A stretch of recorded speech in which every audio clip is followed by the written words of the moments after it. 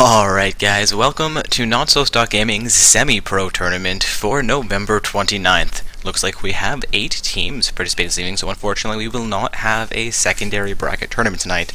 But it does mean there are still decent odds of getting yourself into those semi-final matches, where prizing is guaranteed for the evening. I believe we picked a round 1 game to stream this evening. We'll have World Domain on the blue side with Kugang on the purple side.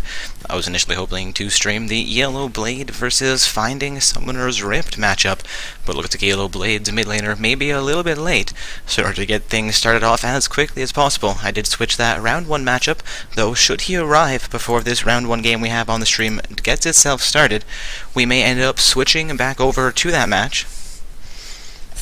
It looks like he actually has arrived, so we could switch into that B matchup on the bracket. Anybody in Twitch chat, let us know if you have a preference for that. Again, guys, should we stream World Domain versus Kugang, or Team Yellow Blade versus Finding Summoner's Rift? I have contact members from both of those matchups, and I do have invites for both of those games currently. We can only stream 1 game per round, and all round 1 games do happen concurrently. So quickly, let us know if you do have a preference, and I'll see if we can get that affected for you guys.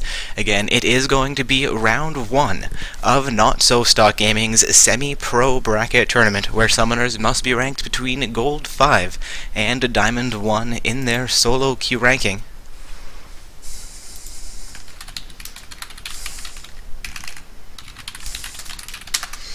I will head over to the Yellow Blade versus Finding a Summoner Rift game momentarily.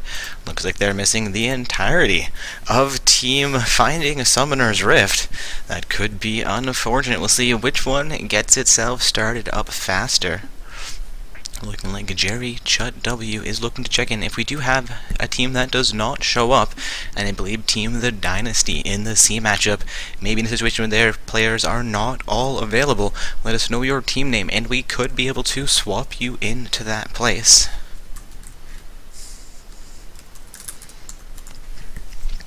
Indeed, I have confirmed with one of the members from Team Dynasty. It looks like they will not be participating tonight, despite the fact that they did check in, which is unfortunate, but it does have us with 1 slot where we can add that team. For Jerry Chud W in the Twitch chat, just let us know which team you are playing for this evening, and we'll be happy to effect that change for you.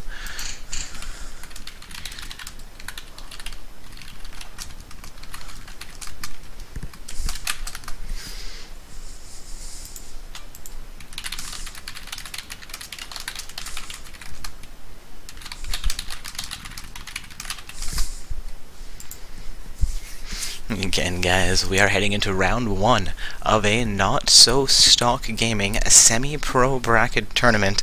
Looking to get a round 1 match started. I've had invites into 2 of the games on the bracket here. The matchup between World Domain and Kugang, which has, I believe, 9 summoners currently sitting against lobby, and the one between Team Yellow Blade and Finding Summoner's Rift, where it looks like Finding Summoner's Rift may currently be absent. Also, we are swapping out Team The Dynasty, who has informed us that they unfortunately cannot participate tonight. For the team NA Asian something. Give me a moment, I've switched windows in order to effect this change. I will let you guys know the team name momentarily. And it looks like we have NA Asian LOL FB Group joining in place of Team The Dynasty.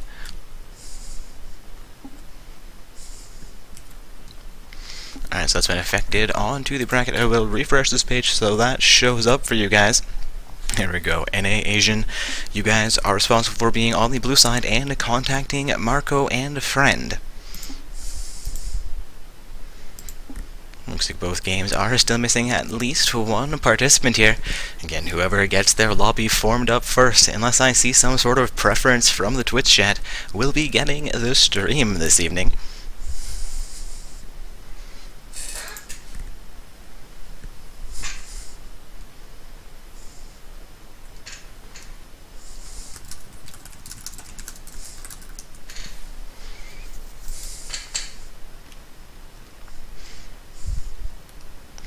Oh, it appears that Team Finding Summoner's Rift actually can't participate this evening.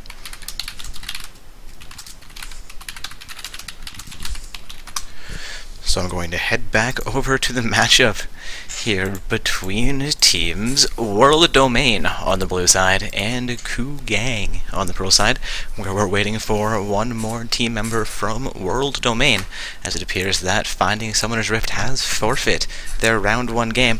So if we do have any other teams that were late to check in this evening, we can potentially add you in place of Finding Summoner's Rift as well, so let us know.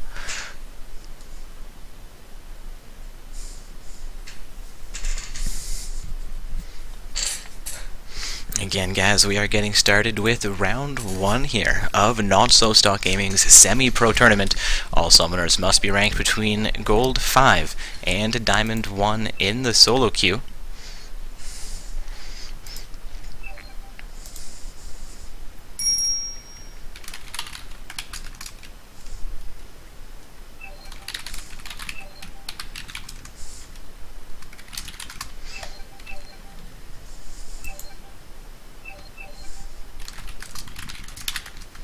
Looks like we have one team that is not going to be able to participate tonight, or another team, I suppose. Looks like one of their team members has had an emergency. Also getting a request for the stream in my client. Of course, anybody on the stream knows where we are currently. I'm going to let them know what that is, so bear with me while I attempt to type this one out. There we go, I think that's the right one. Alright, it looks like First Sense is not going to be participating. Also, I'm invited to another game here, so I'm not quite sure which matchup that is. Hopefully one of the ones that's getting formed tonight. Again, waiting on one more summoner from the blue side in the matchup we have potentially for the stream this evening. Could jump myself over to that other invite, see what situation they're currently in. Let's see what we're looking at. No, that is not what I wanted at all. Going to get an invite back into that game lobby.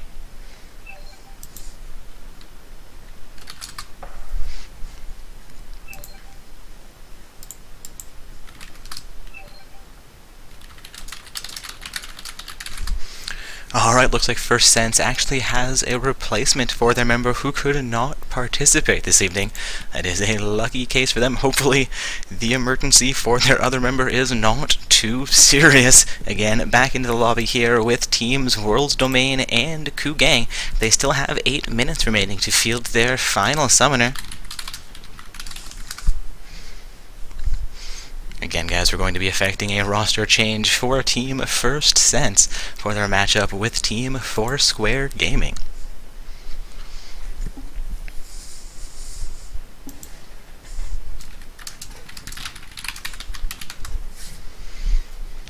Again, guys, heading into round 1 of play here for Not So Stock Gaming's Semi-Pro Tournament.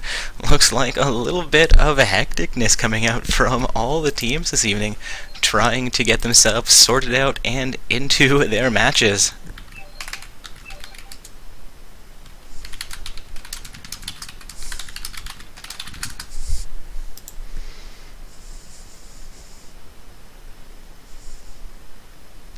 Alright, looks like we're adding White Orange 2 to the Team First Sense, so they are able to participate this evening.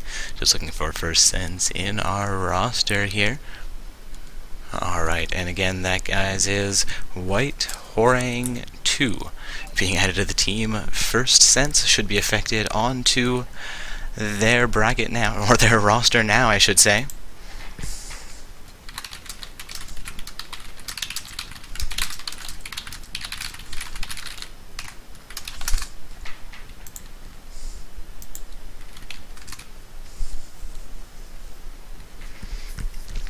I do believe Chanban has a team registered this evening. Psionics is on the roster. They did not check in, but we have had a number of teams forfeit. I believe Team ELO Blade is currently looking for an opponent, as Team Finding Summoner's Rift is not available to play. The other forfeits have either found substitutes and gotten themselves back in, or been replaced by other teams so far tonight, so we could potentially substitute in Team Psionics for Finding Summoner's Rift, if Chanban can find 5 summoners to play with him.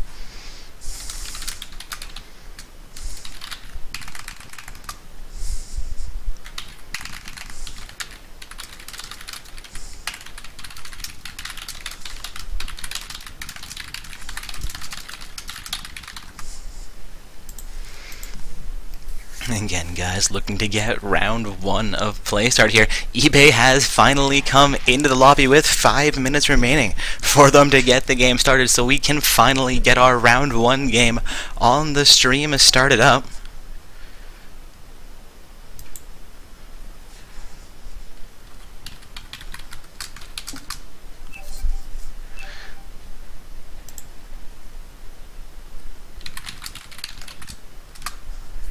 Alright, looks like we're heading into champion selection here, and looks like Psyonix will not be participating this evening as Chanban may be playing for another team, which of course would mean he can't play for a second team in the night. Alright guys, and we are into round 1 of play here. We have finally got ourselves into champion selection. I believe we have World Domain on the blue side with Team Kugang on the purple side. We watched Team Kugang in round 1 last night as well. They made it all the way into the finals, where they were actually defeated by the team Buy Me Wow Eugene. Yes, I know, what an interesting team name, but they came out strong last night, seeing Lee Sin as the first ban from World Hope, followed up by a Warwick ban coming out from Team Kugang. 2 very standard, very strong jungle bans, followed up by a Jarvan 4 ban from Team World Hope. Another strong jungle ban and a Lucian ban coming out from Team Kugang. Also looks like we have a few more roster changes to effect, looking like Gumpak and Chanban will be getting added to Team Marco and Friends as potential substitutes.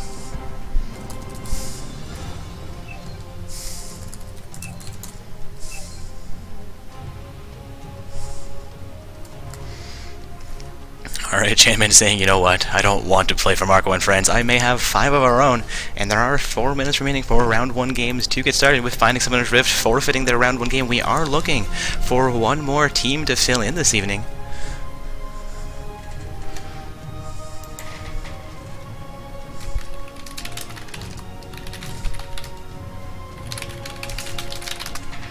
Asking a few questions here, my client, about the standards for how games start up. No, you do not need to invite an admin. We expect you all to maintain your honesty and courtesy, following the Summoner's Code, reporting your victories and losses at the end of events. Of course, we can verify what happens in games. We do have admins available to move in and spec if required, but we do only stream 1 game per round, and I am currently in a lobby. Again, guys, we have World Hope on the blue side with their 3rd ban being a Maokai. Looks like Kugang actually missed their 3rd ban into this round, possibly a give to their opponents or an accident made here by Emmanuel on Team Kugang.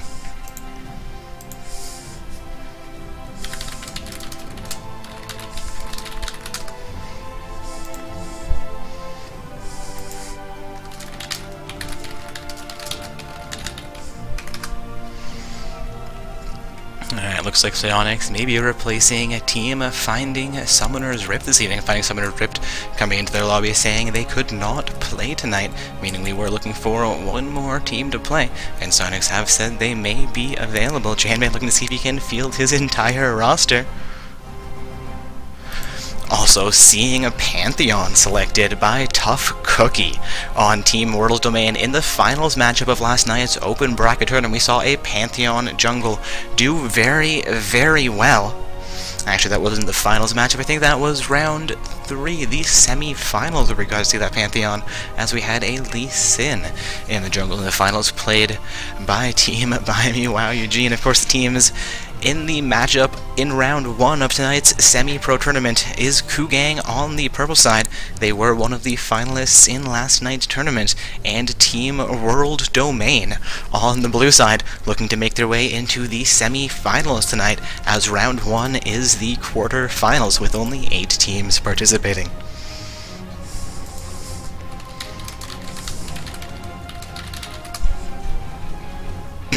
Looks like we have Fiddlesticks locked in by Emmanuel On Team Kugang, I believe we may see Fiddlesticks in the jungle.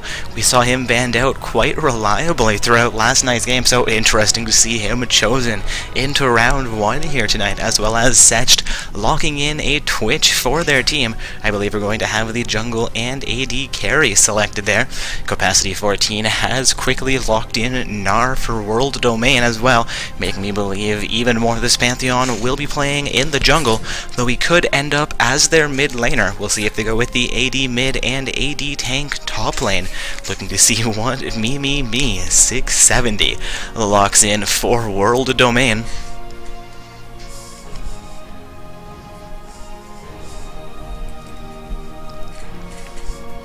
Again, guys, we've only had 5 bans into this round 1 game. A bit of a curious choice here. 3 of those bans being made by World Domain, 3 of them being top-tier junglers since the changes getting ready for Season 5. Also seeing Warwick banned out by Team Kugang with Lucian banned out as well. And no final ban there.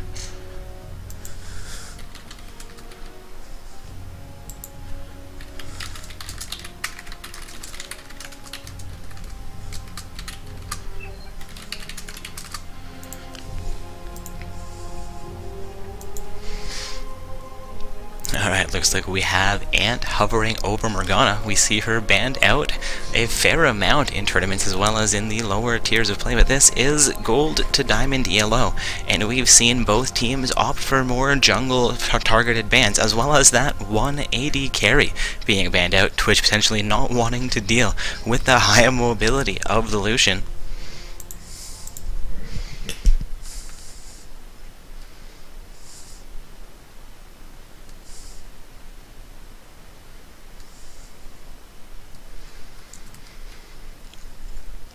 Looking like Morgana and Jace have both been locked in. Jace a strong potential for their mid or their top lane. Emmanuel sitting with a teleport on the Fiddlesticks makes me kind of curious if we'll be playing Fiddle from the top lane, but we'll see what Montier chooses to lock in, if it will be a top laner or a jungle pick for their team. Also, we've had eBay quickly lock in Katarina for Team World Hope. Fail hovering over Corki, another highly mobile champion. Might be a difficult matchup for Setched on the Twitch.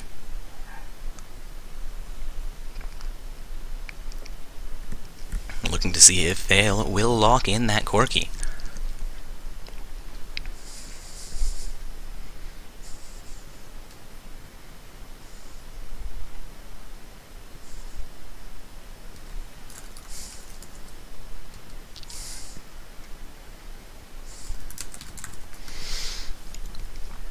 Looks like Corki has been locked in here for Team World Hope. We will have a Corki Janna bottom lane pair on the blue side with Gnar in the top lane. I believe Pantheon in the jungle and Katarina as their mid laner.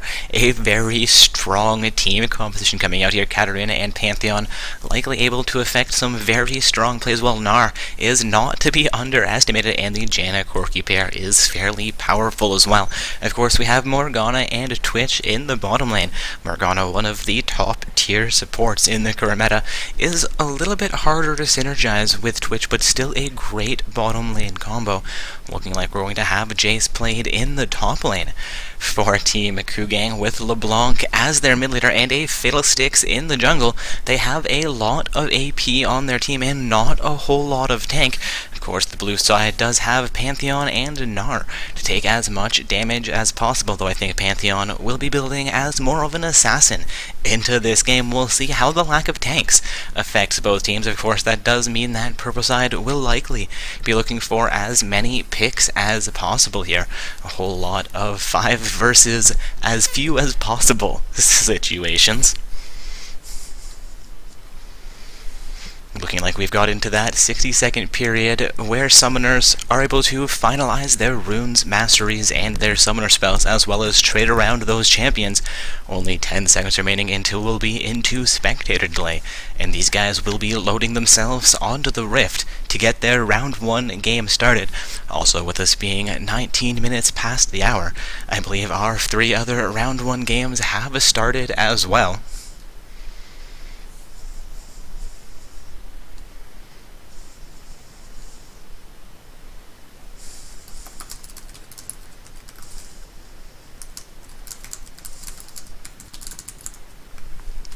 Again, guys, we are now into the spectator delay period.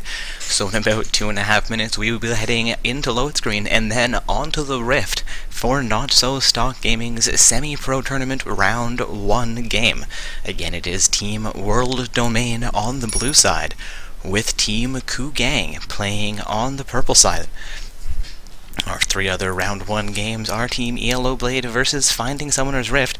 Finding Summoner's Rift did forfeit their Round 1 games, so Team ELO Blade is sitting in a semi-finalist position, waiting for the matchup we have on the stream to conclude, with NA Asian LOL FB Group playing against Marco and Friend as another Round 1 game, and First Sense versus Forest Square Gaming as the third.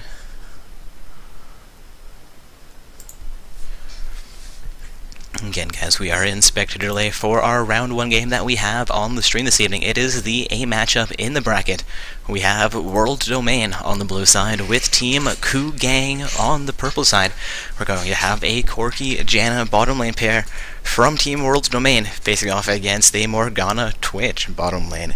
Coming out of Team Kugang, going to be an interesting and fairly intense bottom lane, if I'm not mistaken. Also, Katarina and LeBlanc in the mid lane, two highly mobile assassin champions. Should be more or less a skills matchup for those two. Again, should be a fairly intense Round 1 mid lane game with Gnar and Jace in the top lane. I think Jace may have an advantage in this match, but we'll see how Gnar chooses to handle things.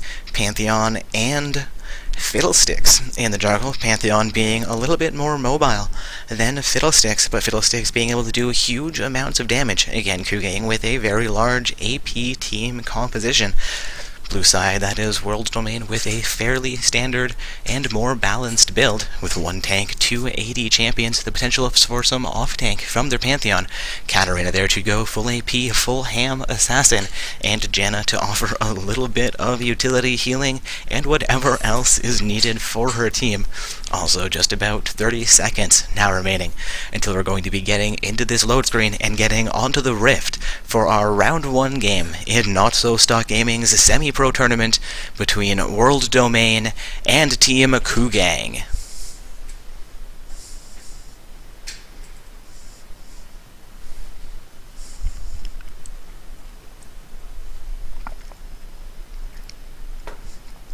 Alright guys, here we go.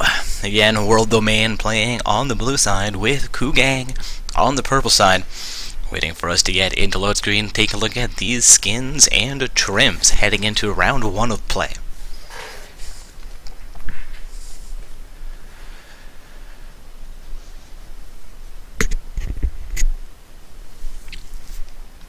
Come on, load screen. I know you can do it. Alright, and here we go, seeing a number of diamond trims comes out. The one gold trim on Gnar. Indeed, Gnar may have a little bit of trouble against Emmanuel on Jace in the top lane. Jace being one of the higher tier champions in the top lane. Of course, Gnar is a very popular, very often picked and strong champion into the top lane as well.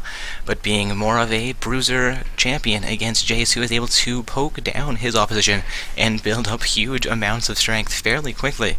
We'll see how Gnar manages to scale into the mid and late game. Of course, Janna and Corki versus Morgana and Twitch in the bottom lane will be an interesting matchup to watch. Actually, seeing the victorious Morgana skin come out on the Summoner Rant, I am a little bit jealous, as I did finish Season 4, unfortunately in silver with my solo queue rating.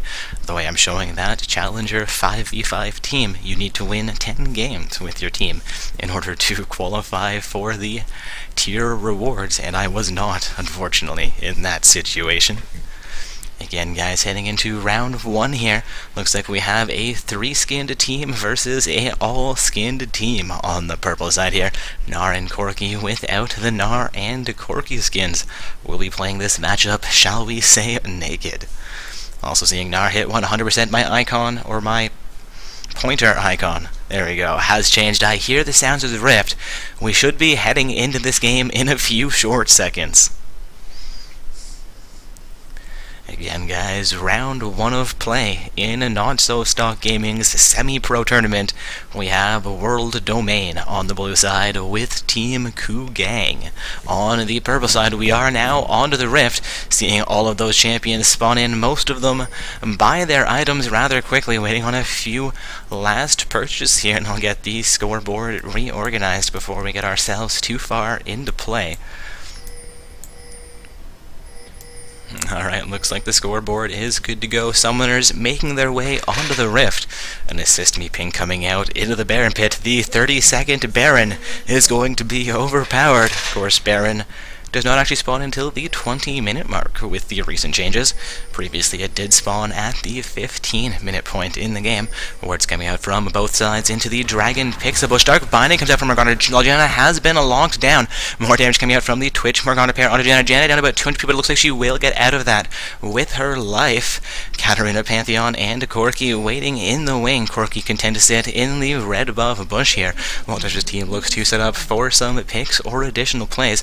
Morgana has been spotted out by the blue side ward into the picture. Whistle LeBlanc, I do not believe, has been seen. Twitch should be in vision range for the blue team. Again, guys, Team World Domain on the blue side with Team Kugang on the purple side for our round 1 matchup in Not So Stock Gaming's semi-pro bracket tournament. A little bit of level 1 shenanigans. Janna did get caught out, but the early Dark Binding was not quite enough to finish her off.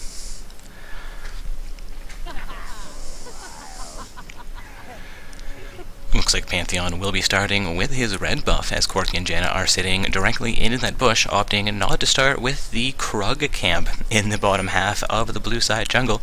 Looks like Pro side will be doing the same, where Fiddlesticks will be starting with his blue buff, as opposed to the Gromp camp in the upper half of his jungle. Sorry, the bottom half of the purple side jungle. Again, guys, the Golem camp is now known as the Krug camp, with the recent changes, and the white camp has been changed into a Gromp camp with Wraiths now being Raptors. The blue buff pit is now the Sentinel buff, and I cannot recall the name of what red has become. Wolves are also now, I believe, the Timber Wolves. Seeing some action into the bottom lane here. Twitch getting a couple of auto attacks off onto Corki, but not doing a huge amount of damage. Looks like he may have actually missed a little bit of farm there. Pantheon coming in for a level 2 gank here, potentially. Pantheon will throw the spear, jumps onto Twitch. Exhaust comes on Twitch. The heal comes out from Twitch. Twitch down to 200 HP, so the health potion taking away, he's back down to 100 HP, but he will remain alive. There will be no pre-3-minute first blood coming out from that early Pantheon gank. Indeed, that was a strong play by World Domain. However, Twitch apparently was ready for action like that, even being at level 1 currently. Looking, Gnar is actually doing fairly well against the early Jace's gameplay. Both of them taking a little bit of punishment from their opponent, doing decently at managing their last hits there as well. Corki punishing the Twitch Morgana pair. Twitch not quite fully healthy still, sitting just below half HP after the Pantheon gank, and after his health potions ticking him back up here, is going to be able to farm out under his turret fairly effectively. I believe he is sitting down about 3 farm under the Cork. Is going to be action into the mid lane though, as LeBlanc comes in against Katarina. Jace also coming in onto the Gnar. Gnar down to 200 HP. Fiddlesticks coming in for the gank. The silence will come through, waiting for the fear. The fear comes out with the chain and the drain. That's going to be first blood in the top lane, going over to Jace and Fiddlesticks with the assist.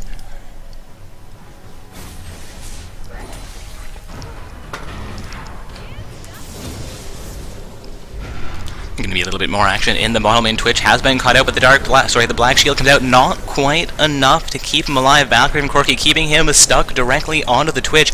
Morgana burning her flash to try and get out of the Gatling gun will be successful. Corki down to about 200 HP, succeeded in picking up that kill against the Twitch, could not quite get the double kill onto Morgana, has evened out the kill score in this game. However, seeing roughly a 200 gold advantage for Team Kugang on the purple side.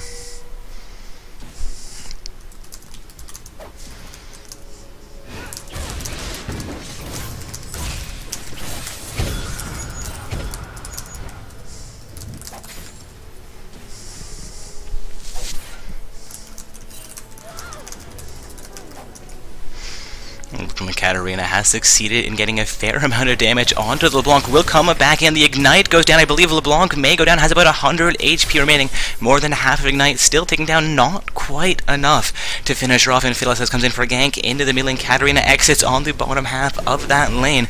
Looks like she will come back in against Fiddlesticks, looking to maintain this lane. It is her lane. Of course, Fiddlesticks looking to maintain the lane for LeBlanc as well, while it is his not lane.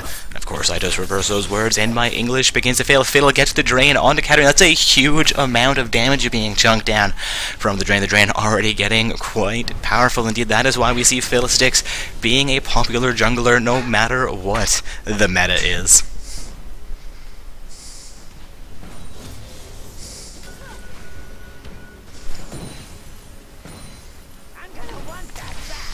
Looks like Twitch gets a little bit of poke onto Corki in the bottom. Corki has been slowed down. Pantheon also coming in for his second bottom lane gank. The Dark Binding comes up and connects onto a minion. Pantheon begins to recall as he goes to enter the bottom lane. May come back in, or may actually finish the recall. Looks like he'll make his way back into their base, leaving the Corki Janna pair to fend for themselves. Jace also going back in against Gnar in the top lane. Gnar will maintain his presence though. LeBlanc and Katarina also duking it out in the mid lane. Looks like Gnar actually has a large advantage over Jace, sitting with 45 minion kills to Jace's just below 30. A 15 farm advantage at the 16 man mark. That is 2 waves out of under 15 that have spawned. Unfortunately, I don't know exactly how fast minions spawn into the map, so I can't say exactly how many waves that is, but it is quite an impressive lead, with all other summoners being much, much closer. The mid lane having a 5 farm difference, bottom lane having only a 3 farm difference. Of course, Fiddlesticks has 28 minion kills or monster kills, while Pantheon only has 3. I believe that, of course, is the choice of Pantheon choosing to gank the lanes much more frequently than we've seen Fiddlesticks doing. Also, Fiddlesticks going for a little bit of counter jungle there. Drops a vision ward deep into the blue side jungle. More action into the bottom lane. Pantheon almost goes to recall, but continues down towards his Wolf Camp here. Dark Binding connecting onto Janna in the bottom lane, but they do not have a vision on Janna, so they're not going to continue that engagement. Twitch getting poked down by the Corki. Shield coming up from Janna onto Corki. He will remain healthy, though Twitch and Morgana are not quite able to get any additional punishment onto him. Also, Fiddlesticks waiting in the wing in the mid lane, going for a gank onto Katarina. Katarina heading towards LeBlanc's turret. Fiddlesticks should be coming in here. Is only level 5, though does not have his ultimate available. Looks like Katarina will safely make it back onto her side of the map. Fiddlesticks content to make his way potentially into the bottom side of the map, or wrap around for a second gank there. Pantheon also clearing out his red buff pit, will now be empowered with that slow, as well as a tiny bit of additional damage. Gnar getting an additional throw at the Jace under his turret. Jace forced to cancel his recall with about 200 HP remaining. Gnar looking pressure against that top lane outer turret. I don't believe he'll have quite enough time to finish the turret off with the pressure he has, with Jace having recall available. Indeed, Gnar will not be able to take that turret at this early point in the game. Also seeing blue buff go over onto LeBlanc, assisted by Fiddlesticks. Fiddlesticks, a little bit of a blue-dependent jungler, opting to give the second buff over on LeBlanc. May put him a little bit behind, but he's been doing fairly well so far into this matchup, so I think he should be alright progressing to the 3rd and 4th buffs. Also handing those likely over onto LeBlanc. Jason gonna give it a poke onto Gnar, but not able to cancel Gnar's recall, as he did not have any crowd control available at that range. Katarina now roaming into the bottom lane, while LeBlanc and the Fiddlesticks look to make their way back into the mid lane. No, LeBlanc will make a way into the mid lane, while Fiddlesticks makes his way behind the mid lane. Was going to take over the Wraith Camp. That's the wrong side of the map. Wraps his way back around onto the Wolf Camp here. Katarina engaging onto Morgana with assistance from the Corki and Janna. Morgana more or less instantly deleted there. Twitch now left to defend this bottom lane turret by himself. Katarina makes her way back onto the mid portion of the map through the jungle. Will be spotted out by a purple team ward. We'll see if LeBlanc tries to utilize that for an ambush, or will simply get pressure against the turret and choose to recall here. Indeed, she will use that for a potential ambush. Gets a little bit of leash onto the Katarina. Katarina jumps herself to safety. Pantheon also picking up the blue buff for his team. We are seeing Pantheon take that second blue, not handed over onto Katarina, where Fiddlesticks did choose to give blue over onto LeBlanc, so that play put Katarina a little bit behind here, though both mid laners have been doing very well to this point. Pantheon is a little bit behind Fiddlesticks in the jungle, so blue buff may get him caught up here. Cork with the Gatling gun looking for some wave clear. Morgana gets the Dark Binding onto Janna down to about half HP. The fight has been disengaged though. Looks like Corky and Janna may look to recall from the bottom lane. Again, guys, this is round 1 of play. We have World Hope on the blue side with Team Koogang on the purple side. Fiddlesticks goes to exert a gank in the top lane, but is spotted out by a sight ward placed down into the river bush by Gnar. Looks to recall, but makes his way back toward the Krug camp.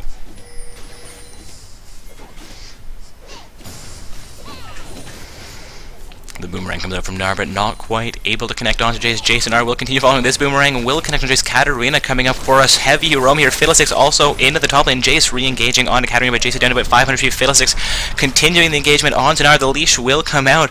Gnar remaining with about 500 feet. Fiddlesticks down just above Hashi. Jace, again, just below half HP. The ultimate comes out from Fiddlesticks and LeBlanc, also into the top lane. Gnar will go down. Jace gets down to about 300 feet. Katarina looking now to exit this lane with her life. A strong rotation coming in there from Team Koogang. Katarina will alleviate pressure from the top lane, but a pause comes out from the purple team, potentially having a little bit of lag here.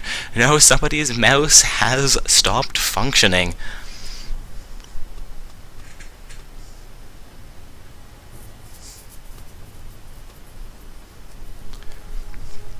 Looking to see how long it takes to get this sorted out. Looking like Morgana's pet mouse may have actually died. That would be extremely unfortunate. I do hope that's a joke in poor taste and it's just his wireless mouth. He's looking for a new set of batteries for potentially. Again, guys, we are in round 1 of play. We have World Domain on the blue side with Team Koogang on the purple side. So far, we've seen a 2-for-2 kill score. 1 kill going over onto Jace in the top lane, 1 onto LeBlanc again in the top lane. Both of those kills going on to Gnar from World Domain. Also, we've seen Janna secure 2 kills in the bottom lane. Both Twitch and Morgana falling to the might that is Janna support. Corky with those 2 assists from that. The 3 assists on both sides. Looks like the gold advantage for Team Koogang, that is a 400 gold advantage, is mainly the result, I was going to say, of a farm advantage. However, it looks like they are actually overall just behind in farm numbers. Gnar sitting up about 20 farm over Jace, mid laners being Katarina 8 farm over the LeBlanc, and the bottom lane being only a 4 farm difference, though it appears that Fiddlesticks is nearly 20 farm over Pantheon, the jungle farm being worth a little bit more than laning minions. That may explain how they've picked up a slight farm advantage here. Of course, no turrets have gone down, the assists and kills are even. Both supports also have the same starting item, though Janna has been utilizing hers a little bit more effectively, seeing 3 charges sitting on Morgana's Spell Thief shields. I apologize, Frostfang. Seeing the pause timer now ticking down, so the curiosity of what the gold difference are and where that comes from shall have to wait for a little bit later.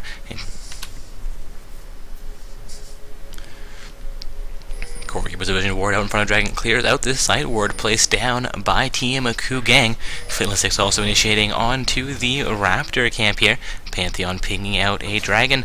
I apologize, purple side pinging out the dragon. I believe that was a blue side ping as well. Notice a blue side vision ward sitting in the pit that they are pinging out behind the pit where a second vision ward is sitting. It appears they may look to either be setting up for this or defending it.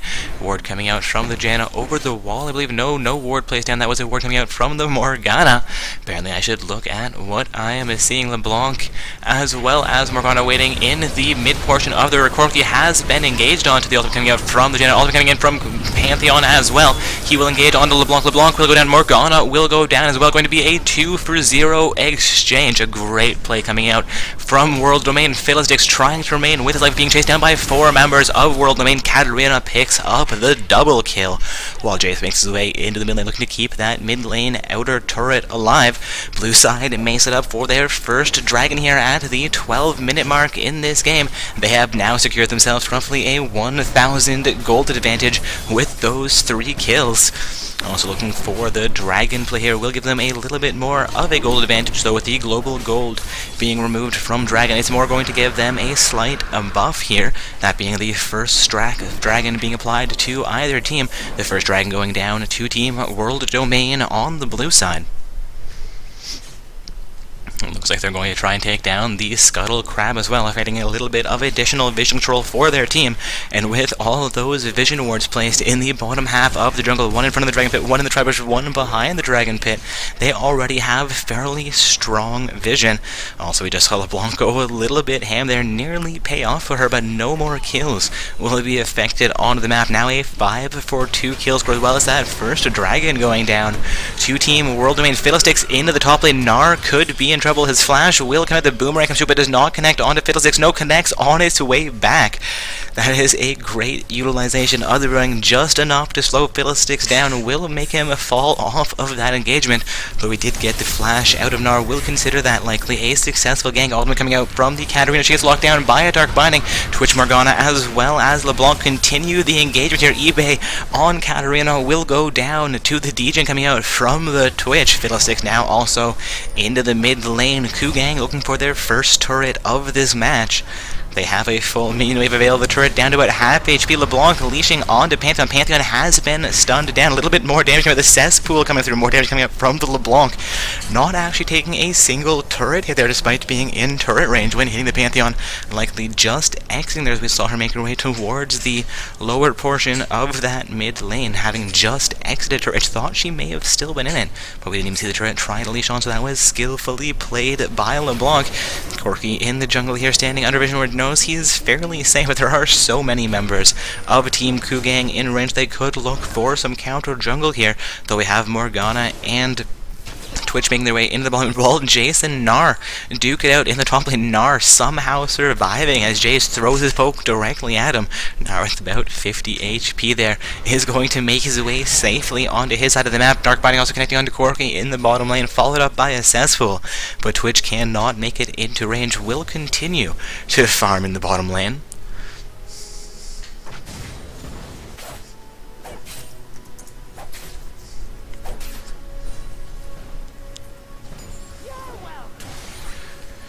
Looking like Janna is fairly low here, but Twitch and Morgana do not have a strong initiate set up here. There is a ward placed by both teams into the blue side of the bottom lane bushes. Morgana sitting in the pro side is not in range to land the Dark Binding. She would need to finish off Janna. Janna making her way back under the turret, looking like she is going to begin to wrinkle. No, will stay in lane, trying to keep this turret alive. The Gatling gun comes out from the Corki. He is going to continue the engagement onto Twitch. Morgana throws the Dark Binding. It connects onto a minion. However, Fiddlesticks into the bottom lane. Katarina also roaming down in the bottom. Pantheon coming through. Fiddlesticks will go down to the Pantheon. A 6 for 4 kills. We're looking like Pantheon might go down.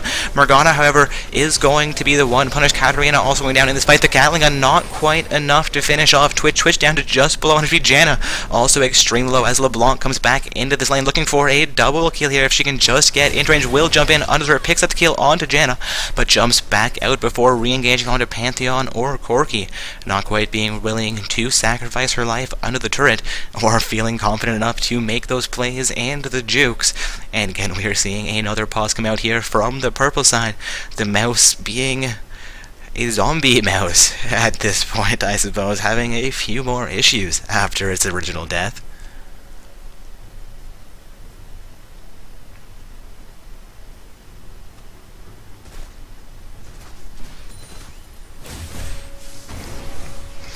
The game looking like it has resumed here. Fail actually unpausing the game. Not quite sure how that just occurred. Looking for it to be repaused here potentially.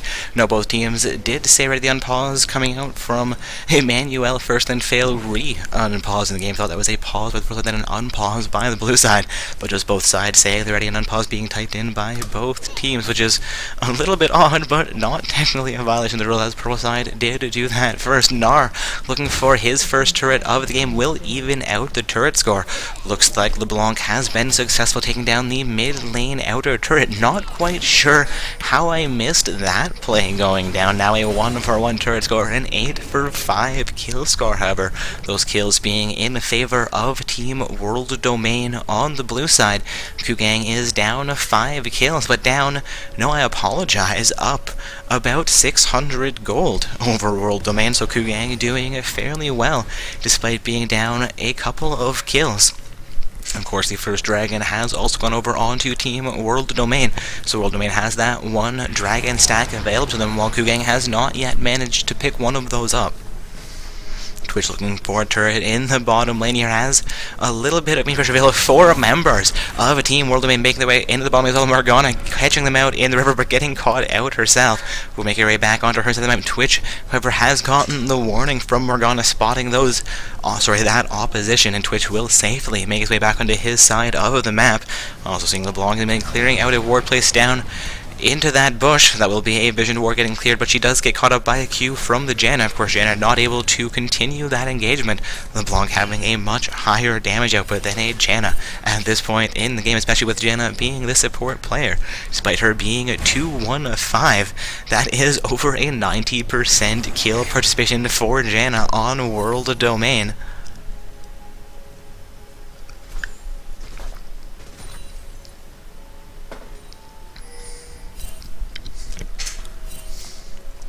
MIA pings coming out from the blue side in the bottom lane, though we have 4 members of Team Kugang in the bottom lane. Fiddlesticks looking for a gank here, potentially. Well, not potentially at all, definitely looking for a gank right now. Though Corki and Janna are turtling under their bottom lane outer turret, waiting for Twitch and Morgana to exert some pressure here.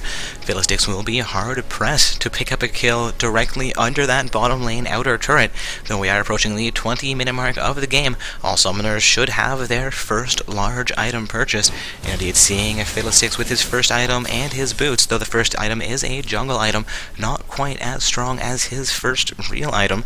Though with the recent reworks of jungles, that makes me a complete liar.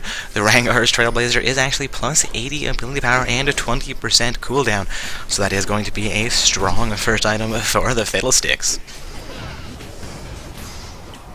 And then looking like he's opted for the Rangar's Trailblazer Warrior here with 45 attack damage and 10% cooldown. We're going to see Morgana go down to the Nard Dragon, going down to Pantheon. It's going to be the second Dragon stack going over onto World Domain, while we have a 1-for-2 kill exchange going over in World Domain's favor. LeBlanc being chased down by the Katarina, taking a fair amount of pressure. Gnar comes back, but Jace picks up the kill on Katarina. Jace picks up the double kill as Corki goes down as well. I believe that might be a triple kill coming out. No, Gnar managed to finish off Jace, ending his killing spree, and LeBlanc will safely get back in the mid lane behind that mid lane outer turret, wondering if she's going to recall or try and defend this lane against Gnar and Janna, looking to push down onto this mid lane turret. She has popped a health potion, will come back in against Janna, quickly clear out that minion, but Gnar picks up the kill onto the LeBlanc, 1 siege minion as well as an AD minion available for Gnar and Janna to finish off that mid lane outer turret. Going to be a 2-for-1 turret score, a 12-for-8 kill score.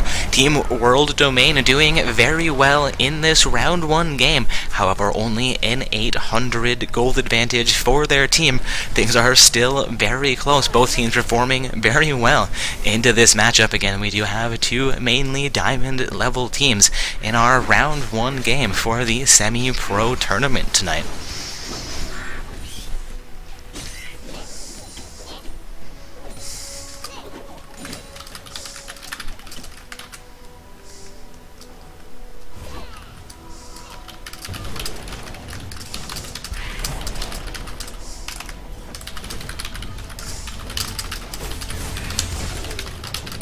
Apologize for my silence here, guys, because we've had one of our round 1 games conclude there. Just going to check on our match report here. Looks like we've had Team ELO Blade win their round 1 game. Of course, that was affected quite some time ago. It was First Sense versus Foursquare Gaming, letting us know that round 1 game is concluded. Looks like First Sense is sitting in a semi-finals position, waiting for the match between NA Asian LOL FB Group, as well as Marco and Friends facing off against them to conclude the winners of that match, heading into the semi-finals, while the losers, unfortunately go home prizeless. Seems match into the moment, Dark Binding connects on to Janna. Twitch getting huge amounts of damage to the shielding from Janna. Maybe enough, will not quite be enough to keep her alive. Corki also taking huge pressure. That will be a double kill for the Twitch Pantheon. Jumping into the bottom lane, the Morgana lands Dark Binding. Gnar teleporting in. We're going to see a second teleport coming in from the Jace as well. Jace re-engaging onto the Pantheon. Now 1 versus 3 as Katarina roams into the bottom lane as well. Jace will go down. Seeing now a 13 for 10 kill score, 2 for 1. Both of those in favor of World Domain. However, the gold score I am seeing is only 100 in their favor. Seeing Team Kugang do very, very well. As well as World Domain doing, I want to say a little bit better, but looking at these gold scores, things are so even. So doing very, very well as well.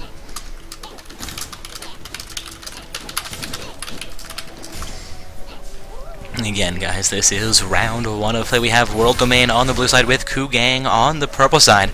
Both of these teams are looking to get themselves into the semi-finals of tonight's tournament, where they're going to be guaranteed some form of prizing for their participation. Again, once you get into the semi-finals, you are one of the top 4 teams, and all 4 of those teams do receive prizing. But whether you win or lose your semi-finals, as well as win or lose the match after that, determines your exact placement, be it first for winning both of those matches, second for winning then losing, third for losing then winning, or fourth for losing and losing again. You get a different prize pack. So we're going to see a little bit of a team fight break, so I'm going to go back to that momentarily. Corki throwing an ultimate onto the Morgana, gets a fair amount of damage, seeing LeBlanc engage onto Gnar as well, but it looks like these teams will be disengaging the fight. Dragon not available on the map currently, if I'm not mistaken, or that may actually currently be up. Now I'm seeing the icon for the Scuttle Crab. I apologize, the new naming conventions leaving me a little bit tongue-tied occasionally. Again, guys, the prize for the first place team is 3,200 RP and a triumphant Rise skin for each of their final 5 competing summoners. The second place team going home with 2,400 RP apiece, as well as the third place team with 1,600 RP, again, for their final 5 participating summoners, and the fourth place team in the same situation, but with 800 RP for those 5 summoners. Seeing Corki wait for an ambush potentially in the bottom lane here, though Twitch and Morgana last time did manage to pick up both him and Janna in the bottom lane. Janna and Katarina will clear out the Scuttle Crab around Dragon, potentially making their way into the bottom lane. Corki will Valkyrie up towards where Katarina roaming into the bottom lane, gets locked down by Dark Binding. Setsuo coming out as well to continue chunking down Katarina. As LeBlanc roaming into the bottom lane as well. Jace and Pantheon also looking to come in, making it a 3 versus 4 fight in favor of Team Kugang. Should it be engaged? No, a 4 versus 4 fight. Corki and Janna both being in the bottom lane, as well as Katarina and Pantheon. Though it appears that Pantheon will recall from around his red pit. Katarina may head back up to her mid lane. Janna heading towards the red pit as well. Kugang is looking for this bottom lane outer turret. They have 4 members of their team. The turret is down to half HP, down to a quarter of HP. That will be a successful outer turret taken by Team Kugang, evening out the turret score in this matchup. That will give them a 500 gold advantage. Kugang looking to siege down onto the inner turret, now forcing World Domain to respond to this. Corki takes a little bit of punishment from LeBlanc, but LeBlanc takes 2 turret hits there. Jan coming in, but the Q will not be able to connect. Jace doing a little bit of poke back, trying to stop any kind of pursuit from the opposition. Gnar coming in down the row, will come in for a bit of a panzer movement, may be caught out by Team Kugang if he's spotted out here. The Fiddlesticks does now have vision on the Gnar. They're going to turn around, pincer back onto the Gnar, not pincer, but it re-engaged. Ultimate coming out from the Pantheon. Pantheon connects the ultimate onto the Morgana. Black comes up from the Morgana.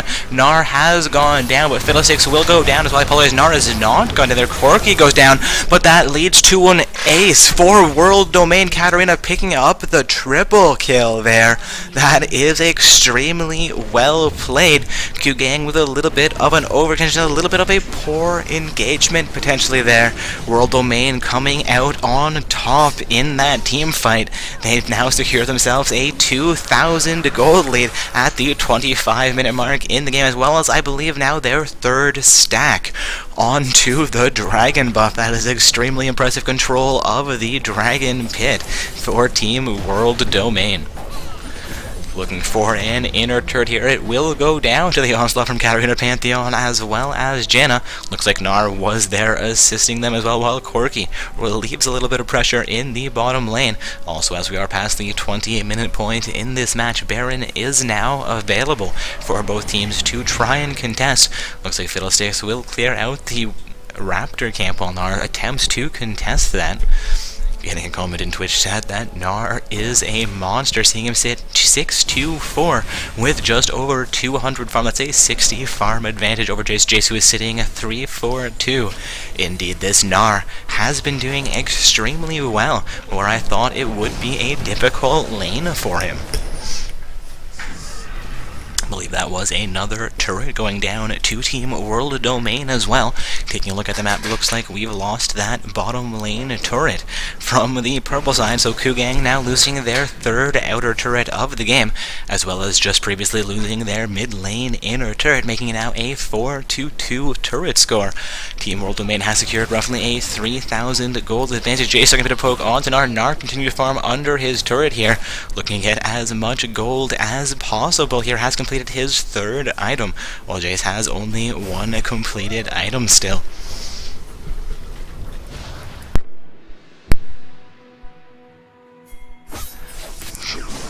Janna looking for some counter jungle potential here, going for a deep ward in the purple side jungle, but does not actually drop a ward. Makes her way back into the Dragon Pit, assisted by Katarina, but Dragon is not available. They took it so recently, does not respawn quite that quickly. Gnar looking to engage against the Fiddlesticks here, gets feared out by the Fiddlesticks, but continues the engagement anyways. Seeing Twitch as well as Morgana in range to assist Fiddle. Jace coming in from the side as well.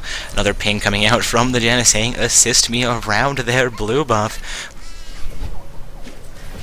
World Domain being chased down now by members of a team. Kugang, Gnar laying the boomerang onto the Fiddlesticks. He coming out from the Janna, not quite able to connect. Fiddlesticks taking a huge damage. A black shield comes out. He will utilize Zhonya's as well. Gnar going to go full ham. Pantheon going full ham as well. Looks like it will cost Twitch his life. Jace now locked down. Katarina picks up that kill. Gnar going to continue coming full ham. Katarina not quite able to come back in for one more kill. Pantheon taking a few turret hits here from that mid lane inhibitor turret. And looking like World Domain may be able to take down the mid lane inhibitor turret just before the 30-minute mark of this game. And indeed, that mid lane inhibitor turret will be going down, as well as potentially the mid lane inhibitor itself. Inhibitor down to half a quarter speed. That is going to be a successful siege into the mid lane for World Domain.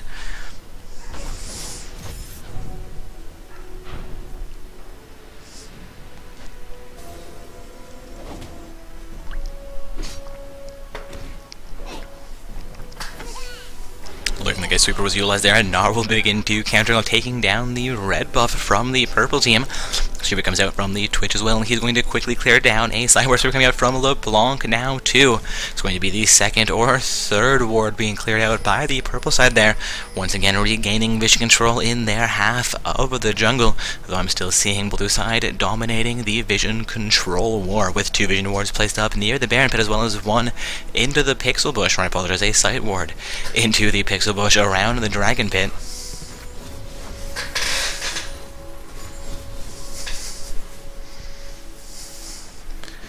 Twitch looking to relieve some pressure in the mid lane, while LeBlanc does the same thing in the bottom lane. Jace has just relieved pressure from the top lane as well. All lanes will now be locked down. Janna going a little bit deep here. Could have been collapsed onto by the Morgana Fiddlesticks pair, as well as potentially Twitch and LeBlanc, but Fiddlesticks will recall after taking down his Raptor camp. Again, guys, we are seeing a 20-11 kill score, a 5-2 turret score.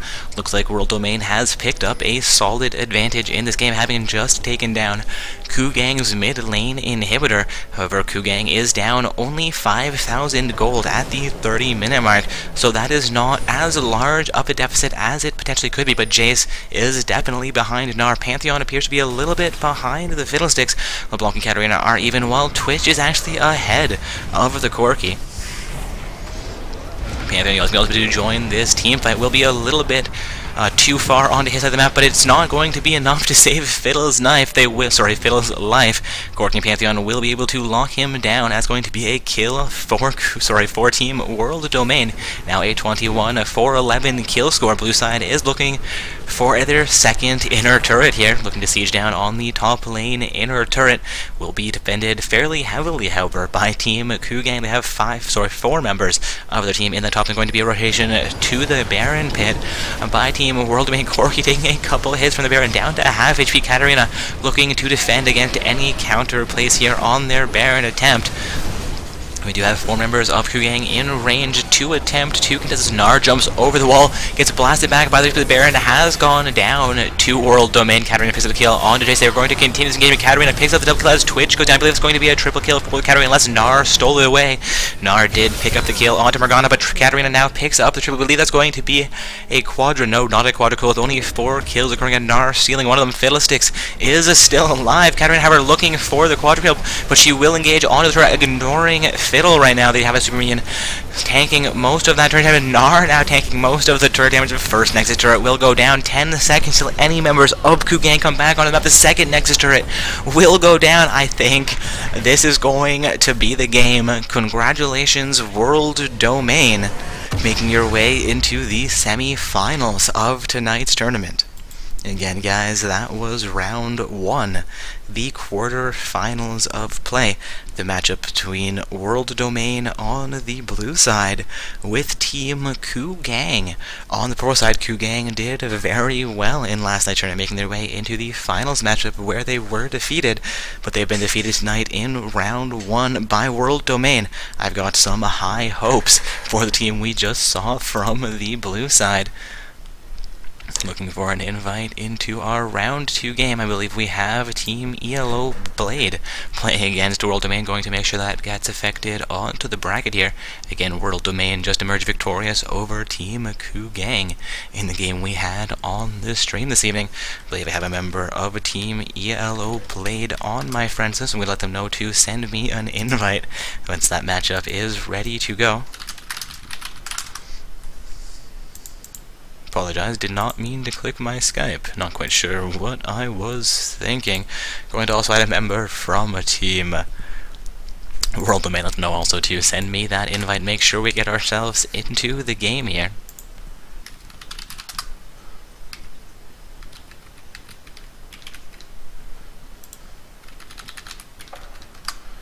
Alright, I have an invite from X of Vanish, with a member from Team ELO Blade. They are all sitting in this lobby. Indeed, seeing the correct team members on the blue side. I believe we have ELO Blade on the blue side, World Domain on the blue side, with ELO Blade on the purple side. Looks like that is correct. So we are good to go as soon as both teams are ready for this round 2. This is semi-finals matchup. Again, guys, this is a Not So Stock Gaming semi-pro tournament. Looks like we have a all-diamond team fielded from the blue side. Those 3 diamond 3s and 2 diamond 4s facing off against a mainly diamond team, or partially diamond team from the purple side. 2 diamond 5s, 2 platinums, and a gold summoner as well, being fielded by Team ELO Blade. We'll see if they have the synergy to take down World Domain in the semi-finals of play here this evening, or if World Domain will make their way into the finals match, where they'll be playing against the victors of the match between First Sense, and their opponents are still to be decided. We check on our match reports momentarily. Looks like we have just had a match report reported by NA Asian Law FB Group. They emerged victorious at 8 p.m., so just 1 previous minute ago, and I'm seeing that now. If I could on the record before I even have a chance to do it. So back to our matchup at hand again, guys. This is the semi-finals for Not So Stock Gaming semi-pro tournament. We have had World Domain choose to ban out Ahri as their first champion ban. We saw them ban out 3 junglers in round 1. I'm wondering if they'll choose to ban out 3 mid laners coming into this matchup. Also, we're seeing Morgana as the first ban from Team ELO Blade. We saw Morgana in the last round of play, where World Domain was on the blue side, but they did have a Twitch Janna pair, so I'm surprised to see Morgana being banned out over the Morgana. I apologize, over the Janna. Both of those being fairly strong support picks. Also, Katarina now being banned out, though we did see Katarina played by World Domain in round 1, so that one is going to be a respect ban made by Team ELO Blade. Seeing Lee Sin and Sejuani banned out by World Blade here. Sorry, World Domain. I just mixed the purple and blue side together. Apparently, we're playing a pink match. Alright guys, it is World Domain on the blue side with Team ELO Blade. On the purple side, I apologize for any confusion resulting from my slurring those together there. Again, we have Ari, Lee Sin, and Sejuani banned out by World Domain with Morgana, Katarina, and Warwick banned out by Team ELO Blade. Also, we're seeing a Pantheon selected into the jungle for a second matchup this evening. Tough Cookie looking for some more kills on the Pantheon. eBay will be selecting a Braum for their support. We did see Janna played as their support pick in round 1.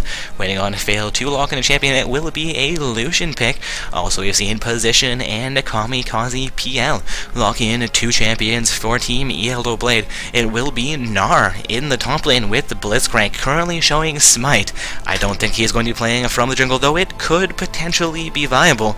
I think we're going to have Blitzcrank as the support pick. Looks like it will be a Blitzcrank Ezreal bottom lane if the real deal locks in the Ezreal. He is currently hovering. Elite Ezreal will be locked in, and Stalk Your Grandpa now hovering over a Kha'Zix pick, so I will believe that Kha'Zix should be their jungler again with Blitzcrank as their support pick, assuming that this Kha'Zix does get locked in. Again, guys, this is round 2, the semi-finals of play for Not So Stock Gaming's semi-pro tournament. We have World Domain on the blue side with Team ELO Blade.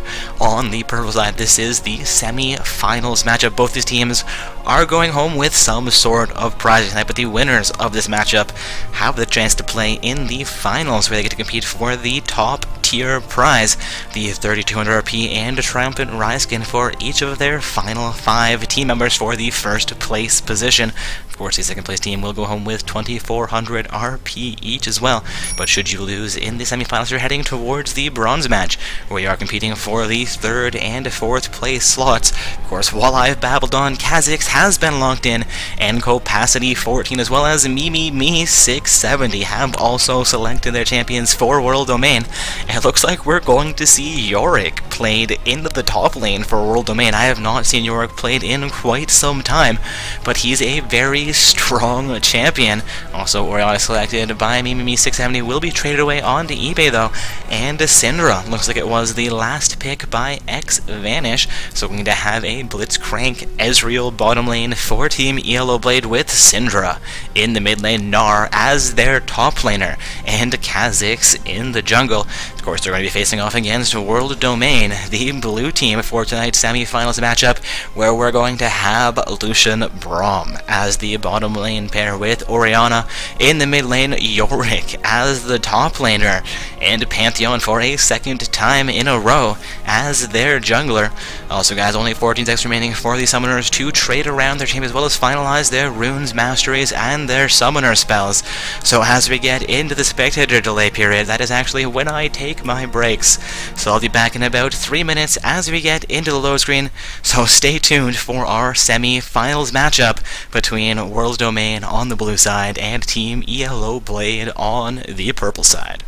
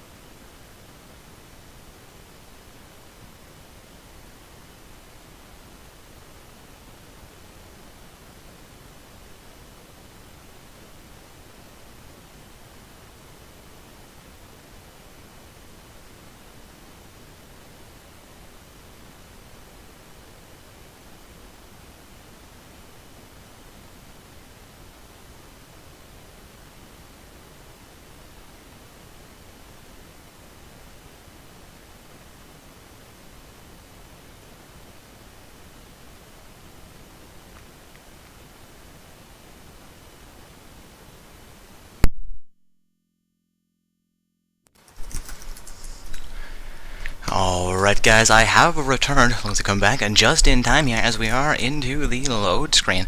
Looking like we do have those 2 diamond trims as well as the 2 platinum trims and a gold trim coming out from the purple side. Again guys, it is Team ELO Blade. On the purple side we have those 4 diamond trims and 1 gold trim. Coming out from the blue side, that is Team World Domain. Looking forward to seeing how this matchup plays out. Good to see Pantheon in the jungle for a second time tonight. But he is going to be facing off against a Kha'Zix, another strong, high-potential assassin jungler, played by Team ELO Blade into this matchup.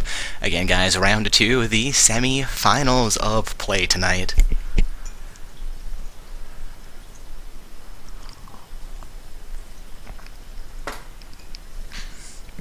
Taking a look over at the bracket here, just going to refresh my page. Looks like we do have all of our semi-finalists qualified.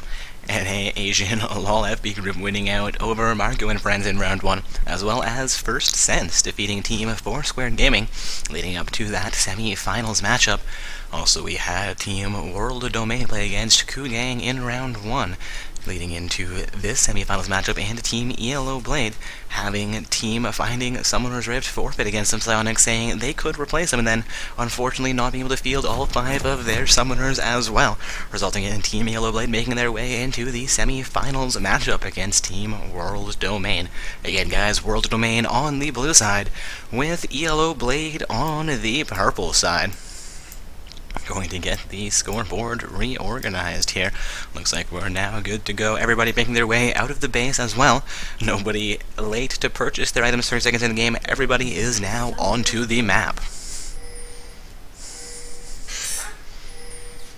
Pansy on the blue side, all down there for Pantheon going for an early ward into that pixel bush. I believe purple side will be spotted out with that if he did drop the ward.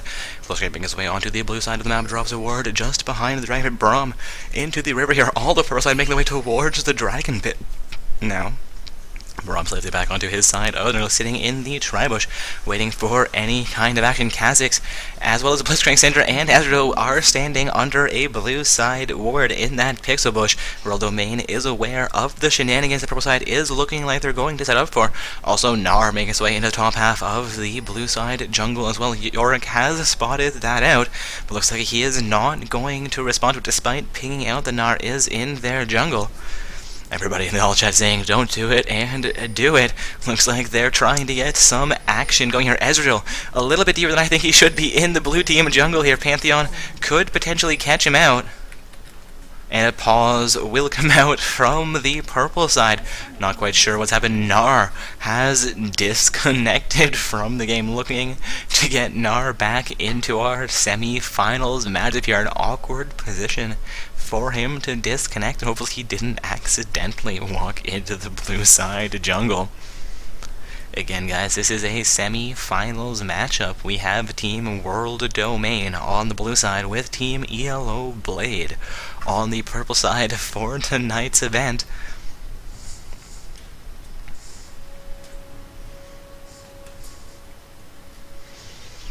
Having a brief pause time here while Gnar attempts to reconnect to the game. Not quite sure what's happened that he is disconnected, but hopefully he can get back in without too many issues. Again guys, round 2, the semi-finals of tonight's semi-pro tournament. This is a not-so-stock gaming tournament casted for you by myself, that is Dark Corpse tonight. Also, I'll get the bracket posted back into Twitch chat for because it's been a little while since I've posted the bracket for you guys. Of course, that is available from our website. You could check the schedule in order to find that link, but it's now in Twitch chat for you as well.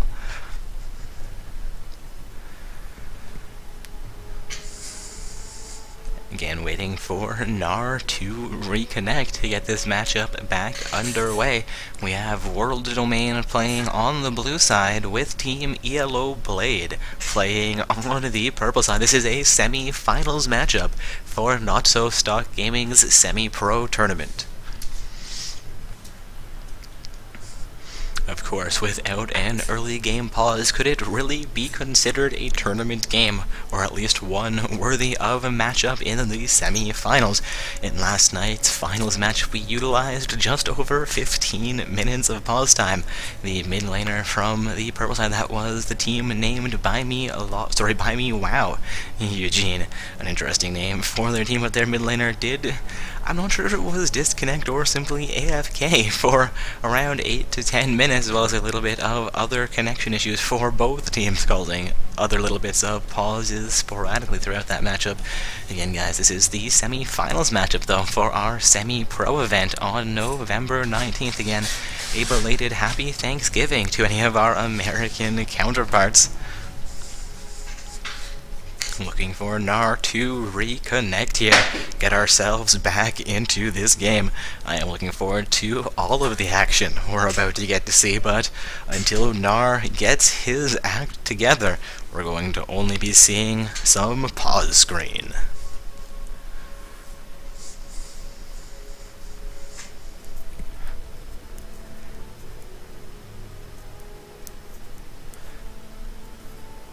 Again, guys, before that pause, we are 1 minute and 33 seconds into the game. Both sides have placed down a couple of defensive and aggressive wards. The Blitzcrank going for a ward into the blue side jungle, just behind their red pit and between the dragon pit and red pit. Also seeing Gnar reconnect here. Believe the pause timer should be ticking down momentarily. Also, we saw, I believe it was Pantheon, utilizing his warding totem to drop a ward into the pixel bush. That ward, of course, has spotted out all 4 members of Team ELO Blade as they're looking to make potentially an invade play into the bottom half of World Domain's jungle. We are seeing Ezreal and Kha'Zix in the blue side jungle, while Pantheon is in range to contest it. Lucian waiting in the red buff bush, Braum sitting down in the tri-bush, all of them ready to collapse, and Pinsir, should purple team choose to engage. Orianna waiting not too far behind as well. Of course, they could also choose to disengage, look for a counter jungle play there. Ezreal and Kha'Zix will make their way back into the river here. We did see Ezreal making his way out of that play. Looks like they may not be confident enough to come in with this. The ward expiring in the pixel bush placed down by the Pantheon earlier on at around the 40-second mark in the game, so purple side will not be seen now. It appears that Pantheon, Lucian, and Braum will be setting up for the red buff here. The red buff will spawn onto the map, and it will be engaged by the blue team. Again, guys, this is World Domain on the blue side with Team ELO Blade on the purple side. Looks like Kha'Zix has opted to start with his Krug camp. I do believe the previously known as Golems are now the Krugs, while what was known as the White is now the Gromp camp. Indeed, seeing Kha'Zix start on the Krug camp there, leashed by the top laner Gnar, puts Gnar a little bit late into lane, but he has not missed much, picking up 2 out of the first 6 CS with 3 of them still being available. Now picking up his third. I was looking at the wrong size minions for a moment. Action into the bottom here. Braum getting an additional poke onto Ezreal, taking a little bit of punishment for the Lucian, also taking a tiny amount of punishment. Blitzcrank down to around half HP in the bottom. There's a fairly heavy exchange coming in. Looking like the laners are all fairly even, though Syndra has a slight advantage, while Yorick also has a slight advantage over Gnar. Again, we're going to see the purple side mid laner do slightly better than the blue side mid laner, at least at this early point in the game, while the blue side top laner does better than the purple side top laner. We saw the situation for Team World Domain in the last round of play, where their top laner did extremely well, and their mid laner had a little bit of trouble against the opposition. We'll see if Yorick can find a way to carry this game, potentially assisted by the Lucian Braum pair, as well as Pantheon and the Orianna, of course. Orianna always able to assist, even if slightly behind.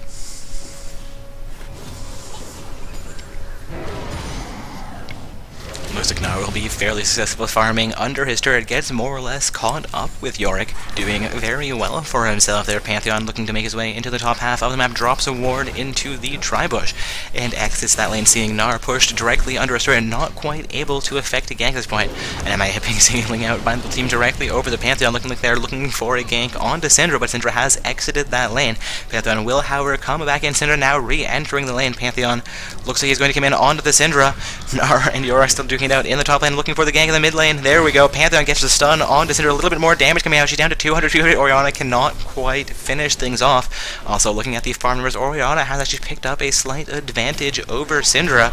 We'll see if she can continue to do slightly better than her opposition, making me a liar with my earlier statement saying she had trouble in the last game. We'll see if she can do better in this one, or we'll have trouble again. At this point, she does have a slight advantage over Syndra, though Pantheon has affected the first gank into the mid lane, while Kha'Zix has not.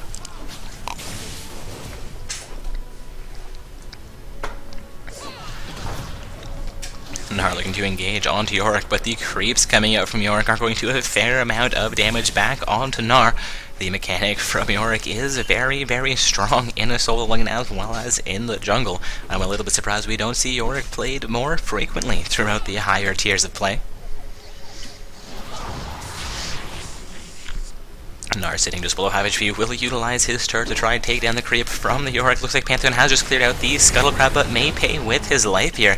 Ezreal and Kha'Zix engaging fairly heavy onto him. Blitzcrank coming in from behind as well as Syndra being away. It's going to be a 4 versus 4 fight. Orianna, Braum, and Lucian also bringing their way into the river. All members of both teams looking to exit that fight, though Kha'Zix looking for a gank potentially into the mid. Pantheon looping around as well. Kha'Zix has been spotted out. He almost gets pincered down and makes his way back into the river. There is a purple team ward, and there are 2 purple team wards now into the river, so he has not been spotted out by any blue side wards. I am indeed not seeing any blue team wards placed onto the map at this point into the game. They are ahead by 100 gold. No kills and no turrets have yet occurred as we approach the 6-minute mark of this game. Kha'Zix jumping over into the dragon pit to escape from the onslaught by the blue team. Lucian is going to get pincered down onto by Braum and Orianna. Kha'Zix down to 200 HP, the exhaust, down to 150 HP, 25 HP, the ignite from the Orianna picks up first blood. That is first blood going over onto Team World Domain on the blue side in this semi-finals matchup. Team Yellow Blade now down 1 kill to 0. However, definitely not unsurmountable odds. They're down about 500 gold at the 6-minute mark in this matchup, looking to see if World Domain compounds this advantage, or if Team Yellow Blades finds a way to come back. Blitzcrank with the grab onto Lucian. Braum stand behind the Lucian. Ezreal continuing the engagement. Lucian down just below half HP. The exhaust comes out onto Lucian as well. Blitzcrank looking to continue this engagement. Blitzcrank down just below half HP, down to 300 HP. The heal comes out from the Ezreal. Seeing Pantheon now into the ball lane. Braum down to 20 HP. Lucian coming back in onto Ezreal. Gets the double shot on Ezreal. Ezreal being stunned down against that wall. Kha'Zix looking for a counter gank into the bottom lane. I'm going to have a 3 versus 3 fight if Pantheon remains, but Pantheon has exited lane, wrapping back around into the river. A pause moment will come out once again from the purple side here, looking to see if they're having more disconnections. Indeed, Gnar again disconnecting here from the game. Their top laner having a little bit of problems here. Also seeing Ezreal disconnect from the game. This is unfortunate for Team Yellow Blade. Hopefully they can both get their way back into this matchup, as we are now past the 5-minute mark. The game cannot be restarted.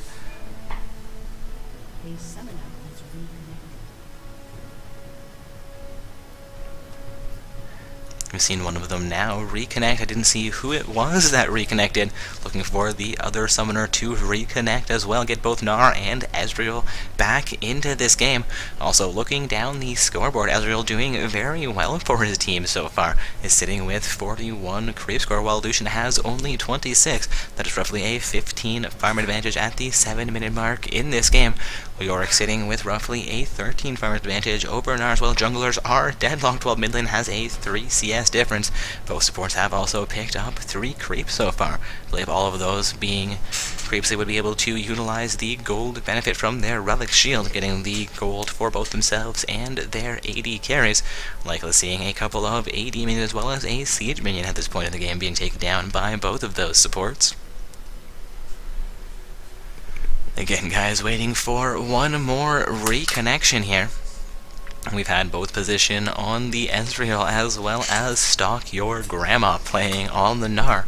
Disconnect from the game. I've seen one reconnection notice at 6:52 there, but I have unfortunately not seen who it was that reconnected. I was not looking at the screen, but you're seeing the second reconnection. That is going to be Ezreal reconnecting here, so it was Gnar that reconnected the first time. That's going to be both summoners back into the game.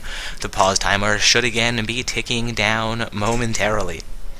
Again, we do have a Team World Domain on the blue side with Team ELO Blade on the purple side.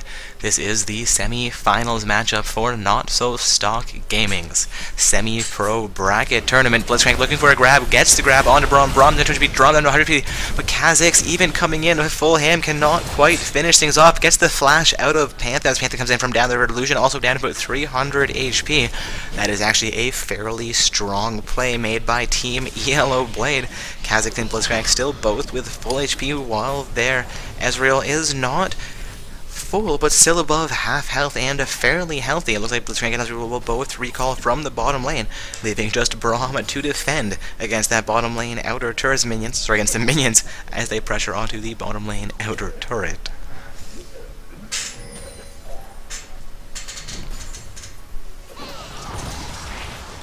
Taking a look into the top lane, looks like Yorick has grown that farm advantage up to the 20 CS mark. Gnar having a little bit of trouble in the top lane here. Mid lane Orianna has roughly a 5 farm advantage over Syndra, so a little bit of a more even lane. Orianna has picked up the first kill of the game though, so she's going to have roughly a 600 gold advantage over Syndra. Looks like Yorick is in the same situation over the Gnar with roughly a 500 gold lead at this point in the game.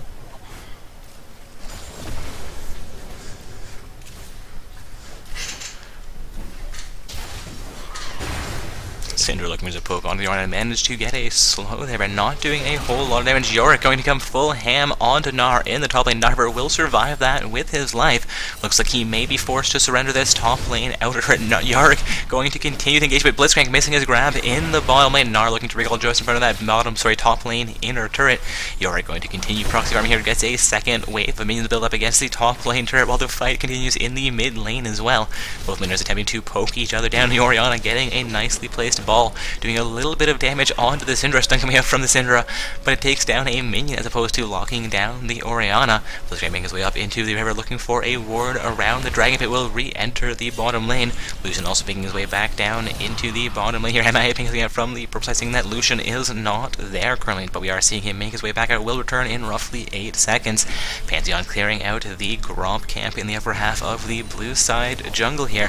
Maybe heading for a gank in the top lane or the mid lane, though top, I believe, is currently ungankable, but no, with that turret going down, will remain gankable again. We may see Pantheon head up into the top lane. Yorick taking huge pressure from Yar, and yes, we will see Pantheon all speeding up into the top lane. However, does not connect onto Gnar. Gnar comes back and Pantheon locks him down. Gnar down to half speed. Mega Gnar will come out looking to re-engage onto Yorick. Yorick is down to around 300 HP. Gnar will finish off the Pantheon just before Kha'Zix comes in for the counter gank, but Yorick will remain with his life, looking to recall underneath that. We'll see if they can get some sort of crowd control to stop his recall, but I believe he will be successful there. Gnar and Kha'Zix making their way back onto the farm in the top, looking to relieve a little bit of pressure after just losing that turret just before the 10-minute mark in the game. That is a very, very early turret. We are seeing Yorick do very, very well in this matchup, almost double Gnar's farm in the top lane. He's going to become an unstoppable force as we progress into the mid and late game. Of course, as I said, there's going to be huge action into the bottom lane. Teleport coming out from Yorick into the bottom lane, looking to secure some kills here onto Blitzcrank and Gnar. Gnar, I believe, has also teleported into the bottom lane just moments ago. Seeing all members of Team ELO Blade forced onto the bottom lane after Yorick into the bottom lane, so we may see them opt to dive this. It's going to be a 3 versus 3 fight. No, 2 versus 3. Lucian choosing to recall from the bottom lane. Yorick takes a couple of turrets, but is forced off of that turret. Kha'Zix makes his way into the middle lane. Going to see a counter coming in from the Pantheon as well, potentially. Pantheon not spotting out the Kha'Zix, will spot out the Kha'Zix, jumps in on the Kha'Zix. Both of those summoners getting crowd controlled out. The ball coming in from the Orianna. The ball delivery service will be successful. Comes it back in. The ultimate from the Orianna locking down the Kha'Zix. Pantheon picks up the kill coming out from the Syndra as well.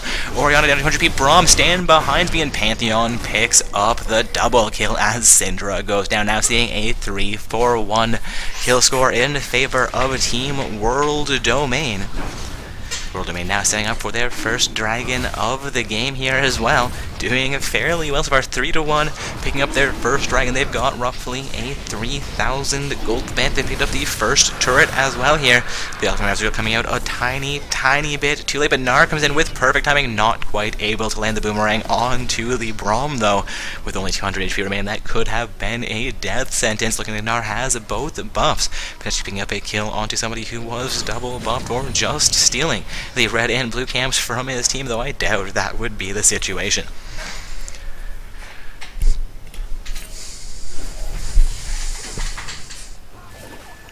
Taking a look into the bottom lane, Ezreal has roughly a 30 farm advantage over Lucian at this point, doing almost as well as Yorick has been in the top lane. Gnar in the mid lane may be in trouble here, burns his flash into the Raptor camp and will escape that fight with his life. Didn't think he had a way out, but he succeeded there. Seeing Gnar now sitting 1-0-0, has been playing this matchup quite skillfully. Blitzcrank looking for the engagement, and Lucian just misses the grab though. The eye Blitzcrank skin, not enough to give him the extra range needed to land that maximum, or just beyond maximum I should say, grab onto Lucian. Still a well-timed attempt, a well-played execution. Now Kha'Zix engaging onto Pantheon, may be a little bit of an overzealous attempt. Pantheon getting Kha'Zix down to 200 HP. Braum going in with the ultimate, but does not connect onto Kha'Zix. Kha'Zix utilizing his ultimate to attempt to save. He is all by himself. Ezreal and Blitzcrank have recalled from the bottom lane. Has damage connected onto Kha'Zix recently enough that this will not be an execution.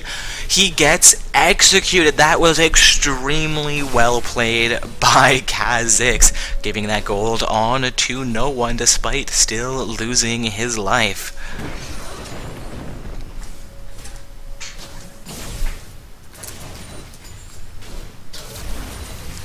Lucian and Braum will try for some pressure in the bottom, but Ezreal has now returned. Lucian is still sitting down about 20 farm under Ezreal. Ezreal has completed his Sheen as well as a tier.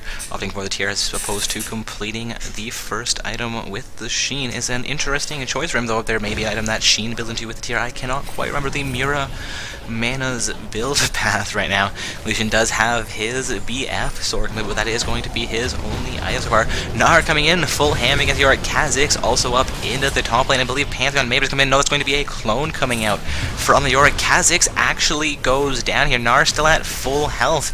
Gnar going to continue the engagement against Yorick. Yorick getting fairly low. Pantheon ultimating into the bottom lane, looking like Yorick could go down, but is regenerating fairly quickly. There's more action in the bottom. The exhaust will come out. Yorick has gone down to Pantheon. Apologies, Yorick has gone down to Gnar, and Pantheon will actually go down to the Blitzcrank. Blitzcrank then picks up the double kill as he kills down onto the Braum as well. However, Ezreal did lose his life. Not quite sure who picked up that kill. Looks like it may have been Braum in the bottom lane, picking up his first kill of the game. We can say kill secured. Gnar fairly though will continue to farm in the top lane, looking to get caught up with Yorick, down about 30 farm now, doing much better than he was moments ago, having Yorick being double his farm. He's now down only 30, so he's actually caught up by about 10, though still down a little bit of farm, doing a little bit better. He is 2-0, where Yorick is 1-1-0. That first kill for Yorick going over on to the Kha'Zix. So it's like, Yorick is still about 500 gold above Gnar. Taking a look down the gold scoreboards, looks like the Pantheon is about 600 gold above Kha'Zix at this point, with the Orianna having a solid 1,000 gold lead over Syndra. However, in the bottom lane, Ezreal has 1,400 gold up on the Lucian, with Blitzcrank having about a 200 advantage over the Braum. Overall, the gold scores are 20.5k to 18.7k, so an overall 1.2 thousand advantage in gold score for Team World Domain at this point. They have taken down the first turret of the game and have a 1 kill advantage, the kill score being 5-4. However, Ezreal and Blitzcrank are looking to even things out. Yorick will teleport into the bottom. I believe that teleport has been spotted out though. Ezreal and Blitzcrank will make their way back under the turret. Blitzcrank pinging out into the Tribush will drop a ward into it. Yorick going to come a full ham under the bottom lane outer turret. We have Ezreal and Braum continuing to ham down on the turret. Teleport will come out from Gnar as well into the bottom lane. We're going to see World Domain potentially falling off of this advancement. Yorick being pinged back by his teammates there. Syndra also looking to roam down into the bottom lane. Pantheon is on his red buff. Could potentially be in range for a gank, though Pantheon is more or less always in range if his ultimate is available, which it is at this point in the game. Yorick re-engaging against the Ezreal. Ezreal taking huge punishment there, but gets crowd controlled. But Yorick gets crowd controlled by the Blitzcrank, and they will escape that fight with their life despite the illusion and Braum coming in to assist.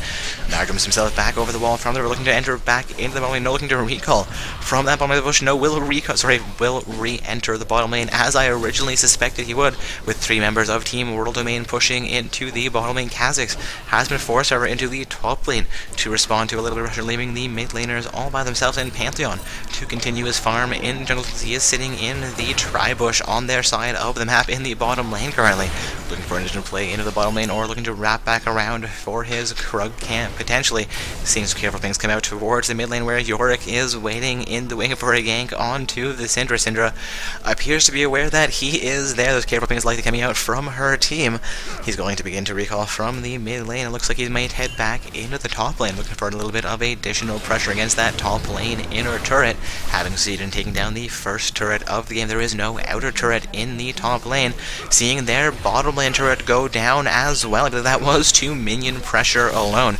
Ezreal not quite able to get back into lane after the huge siege from the blue side forced, I believe forced them to recall. Also seeing Dragon respawning onto the map. Pro side looks they will be setting up for their first Dragon of the game. It will be the second Dragon overall of the matchup. Going to be contested by Team World Domain. Again, World Domain on the blue side with Team Yellow Blade on the purple side. Pantheon all spinning in, connecting onto only 1 member of Yellow Blade. However, the other coming up from the Orianna Blitzcrank will go down. Gnar getting very low. Gnar will go down as well. I believe that's Orianna picking up a double kill there. Potentially flash coming out from the Yorick. Yorick re-engaging onto the Ezreal. Ezreal goes down as Yorick picks up a double kill. So the first kill actually went over onto Yorick, with Orianna picking up the second one. A 3-4-0 exchange as Yorick picks up the double kill. They are going to counter jungle the Sentinel as well. This move does go over onto Kha'Zix. Actually, Kha'Zix managing the smite, having vision, re-engages onto 4 members, no 5 members of Team World Domain. Yorick will chase down the Kha'Zix while the other members of his team finish off their second dragon here. Kha'Zix in the mid lane will look for a little bit of additional CS, but there is Yorick and Orianna to contest him. Looking like they're going to attempt to make their way into the jungle of the pro side, but they will actually fall off of that pursuit, making their way back onto the mid lane outer turret. Kha'Zix opting to go down for the Raptor camp, or go for the Raptor camp, essentially Blitzcrank getting a little bit of damage onto Pantheon. Pantheon forced to exit the fight with about 300 health remaining. Blitzcrank looking for a grab onto the Pantheon here, but that is actually a Yorick ulted Pantheon, so not a real Pantheon at all. Blue side has been forced back onto their side of the map, while Lucian has gotten pressure into the bottom lane, going to have a full minion wave against that bottom lane inner turret. However, purple side, that is Team Yellow Blade, is now sieging down onto the mid lane outer turret. Looks like they will succeed in taking down their first turret of the game, making this now a 2-4-1 turret score, an 8-4 kill score as well. Again, both those in favor of Team World Domain. World Domain has roughly a 4,000 gold lead at this point in the game. Braum looking to defend this mid lane inner turret while 4 members of Yellow Blade continue to siege down on it. Kha'Zix looking to make that a 5th member of Team Yellow Blade. Now looking to continue the siege. Yorick split pushing into the top lane now. They have only 3 members, no 4 members available to defend the mid lane inner turret, but there is pressure against the Yellow Blade bottom lane inner turret. Going to see pressure against the top lane turret as Yorick makes his way up there as well. Yellow Blade will be forced off of their mid lane siege. We'll see how many members they are forced to leave in the mid lane as 3 members of Team World Domain continue pushing back into the mid lane. Gnar re-engaging, locks down the Orianna. Braum looking to come back in. Pantheon's going to ult into this fight, making it a 4 versus 4 fight. Gnar potentially overextending here. The ultimate comes up from the Orianna. Gnar will get help coming up from the Ezreal as well. Not going to have ultimate coming up from Syndra. Braum with about 300 HP remaining has tanked a huge amount of damage. It's going to go as a 1-4-0 exchange. Gnar losing his life there. Yorick still in the top lane. Yellow Blade not yet able to respond to that. Yorick may succeed taking down the first inner turret of this match. And indeed, that turret will go down to the split push from Yorick. Yorick has been a powerhouse all game and will continue to be a powerhouse. Indeed, when I saw him in champion selection, I commented that he is a very strong champion, but not often selected. Again, I would love to see a little bit more Yorick played. He is a great top laner as well as a competent jungle pick. At least in Season 4, throughout most of the patches, he was. Lucian also managed to take down the mid lane outer turret here. That will be the 4th turret for Team World Domain. They have secured roughly a 7,000 gold lead over Team Yellow Blade. Again, guys, this is the semi-finals match. The winners will be heading on into the finals match, while the losers have one more match to play in the bronze match position to determine the 3rd and 4th place titles for the evening.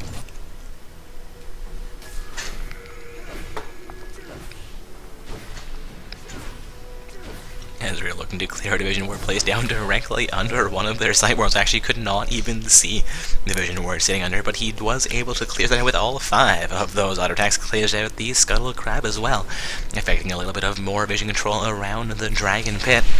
Yorick engages fairly heavily onto Gnar in the top lane. Gnar down to just below half HP. Mega Gnar has not yet come out there. Yorick down to just below a quarter of his HP. Sorry, just below 3/4 of his HP, but quickly regens back to full health there and will remain in the top lane to continue gaining more of a farm advantage over the Gnar. Looking into the bottom lane, Lucian has actually caught up and now has an advantage over Ezreal as well. So blue side will have a distinct advantage in this matchup. We are seeing them 4 turrets to 1. 9 kills to 4, and with farm advantages in all lanes. Of course, the jungle is a slightly different story, where Kha'Zix has managed to clear out 15 more monsters or minions than Pantheon has. Pantheon has picked up 2 additional kills over Kha'Zix. Zero's going to be actually into the bottom, and they're ulting coming up from the Orianna, ulting coming up from the Lucian as well. Pantheon ulting into this fight will be a little bit deep into it. Could have potentially thrown that a little bit farther on the purple side of the map, catching them down.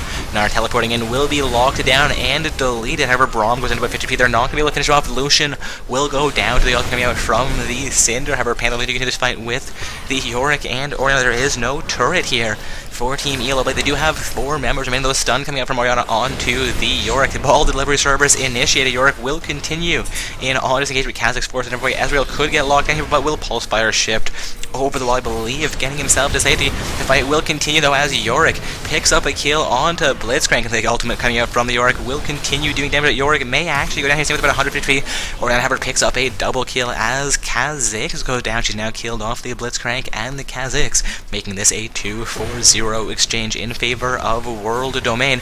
Orianna comes back in and finishes off Ezreal as well.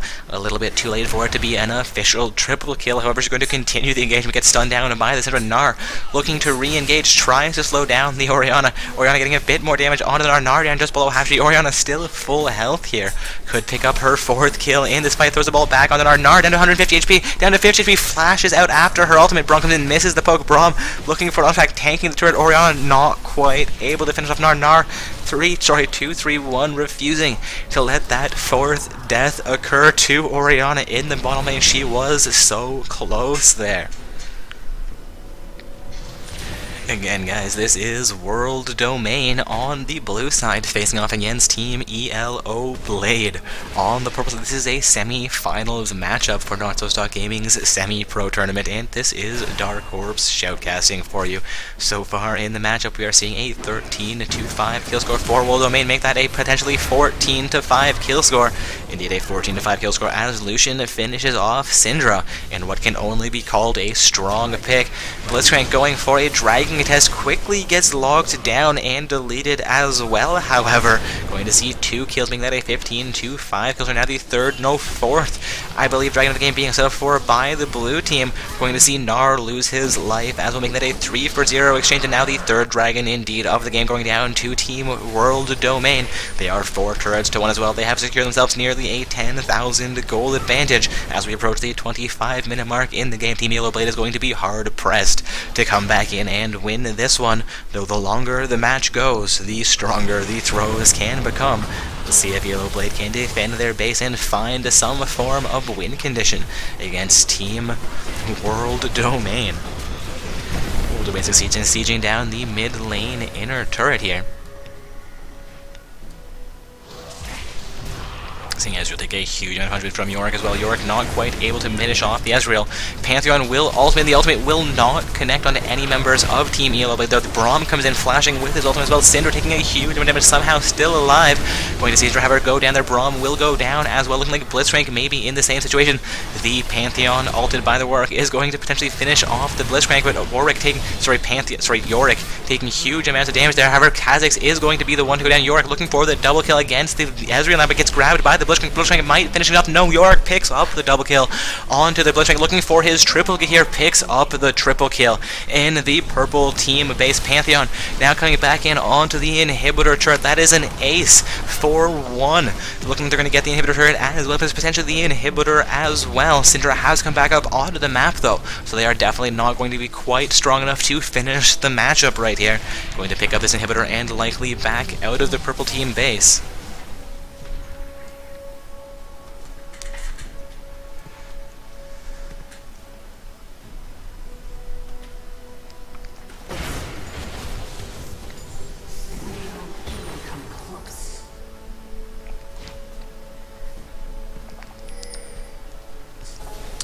side ping coming out into the top lane here, where they have a decent amount of mean pressure against that top lane outer turret. Yorick is looking to respond to that and believe he may be successful in saving that top lane outer turret. He has a decent amount of speed and a decent amount of clear potential. Syndra clearing down a side ward placed in to their jungle by the blue side. Their vision ward being quite effective for the turret, down to about 100 or 200 HP there. But Yorick is just able to clear those minions before they can finish off his top lane outer turret. Blitzcrank looking for an engagement against Lucian, but Lucian will not be caught up by the Blitzcrank grab. Ezreal not quite in range, could have pulse Splashes in for additional damage. Had Blitzcrank landed the grab, could have cost Lucian his life, but it did not connect, and Lucian will remain alive in the bottom lane. Looking at Lucian sitting 3-1-5, has done very well this game now with roughly a 15 farm advantage over Ezreal. Ezreal also sitting 0-4-4, is going to be a little bit behind in gold, looking like Lucian has roughly a 1500 gold advantage over Ezreal at the time. That is a full BF sword. If to itemization, of course, we're seeing him with an Infinity Edge and his last Whisper completed, while Ezreal has his Triforce, as well as his second level boost. Of course, Lucian has his second level boost as well, but Ezreal has his Tear of the Goddess? Yes, Tear of the Goddess completed. Of course, he said that most of the game building his Triforce after purchasing that, though, starting with his Sheen. Of course, with Yorick in the top lane facing off against Gnar. Gnar has completed his Randuin's Omen, while Yorick has a full 3 items and is well on his way to his 4th, being a full 100 farm over Gnar in the top lane.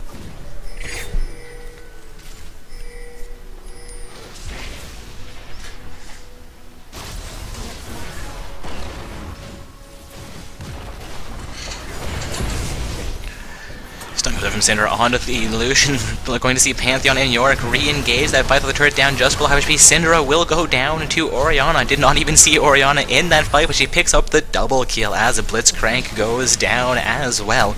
Blue team looking for this bottom lane inner turret, but Orianna just looking for kills there. Picks up the triple kill as Ezreal goes down. They're now sieging onto the bottom lane inhibitor turret. Did not even hear the announcement for the inner turret going down. Re-engaging to multiple members of the purple team. Again, our apologies, not multiple members, but the Gnar, potentially seeing Gnar and Kha'Zix sitting in their base waiting for things to end here, I believe. They may be potentially admitting defeat. First Nexus turret will go down. We're going to see the second Nexus turret going down with Blitzcrank going in and going down as well. Syndra will look to defend the Nexus turret without assistance, but Ezreal will come in a little bit late here. Looking at the Nexus down to half HP, down to a quarter of his HP. Double kill for the Orianna. Syndra has gone down. Looking like Ezreal going down as well, but not to the Orianna this time. The Nexus will explode. Team World Domain heading into the finals matchup, while Elo Blade makes their way into the bronze match for tonight.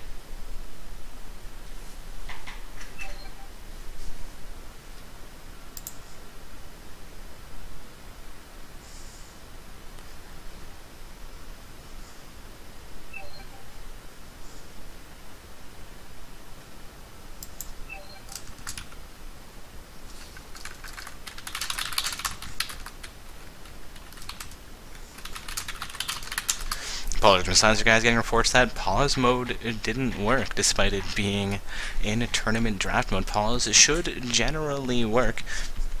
I'm going to take a look and see what's going on there while we get ourselves ready for our finals matchup. Potentially going to see where our match reports are currently at. We have World Domain winning around 2 games, as well as a loss report coming in from NA Asian LOL FB Group, who were not the opponents of Team World Domain. So it looks like we have had both of our semi-finals matchups conclude. First Sense winning out over NA Asian LOL FB Group, as well as Team World Domain defeating Team ELO Blade in the semi-finals of tonight's event. So our finals as well as our bronze matches are getting ready to be formed up. Looking for an invite into that game while we see what's going on with people thinking that we have best of 3 matches. Again, for anybody not aware, it is stated in our rules that all rounds are single elimination.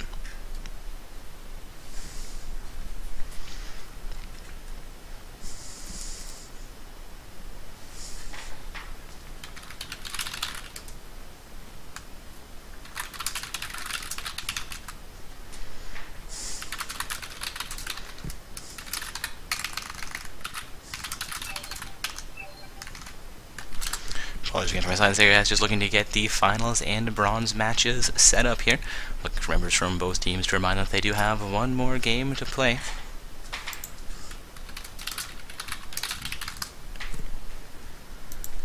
For our other semifinals team, it is... Sorry, not semifinals, but bronze match team is NA Asian. Lol, FB group is looking for a summoner from that team. NA Asian.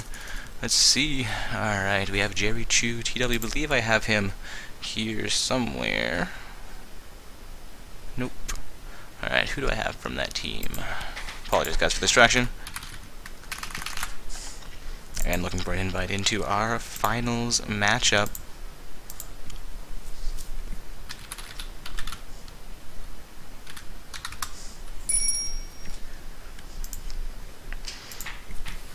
Alright, so this is a Not So Stock Gaming semi-pro tournament. I apologize for my distraction there, guys. We are heading into round 3. Round 3 actually being the finals match for tonight's tournament with only 8 teams participating. It's been a rather small event. We had our first round game on the stream be World Domain versus Kugang, where World Domain emerged victorious. So we've seen them also now defeat Team ELO Blade in the semifinals, make their way on into the finals matchup, where they're going to be facing off against Team First Sense on the purple side. Of course, we've had NA Legion play against Marco and Friends, making their way into the semifinals matchup, but they have been defeated by First Sense, who also defeated Team Foursquare Gaming to make their way into the finals match tonight. Our 2 bronze match components will be the Team ELO Blade as well as the Team NA Asian LOL FB group. Our 3rd and 4th place team waiting to be decided, as well as our 1st and 2nd place team in the finals matchup.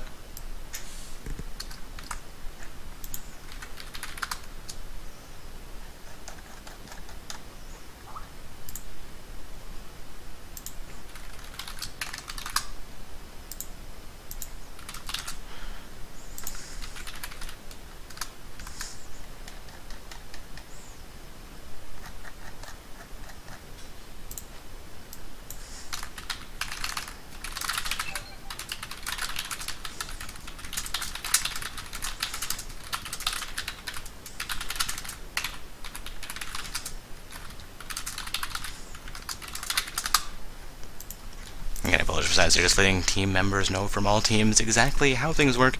It is team's responsibility to familiarize with the rules, but in the event of people not being as familiar as they potentially should be, I will take a moment to remind them. Again, we do have 2 matches still occurring, 4 teams still duking it out here tonight.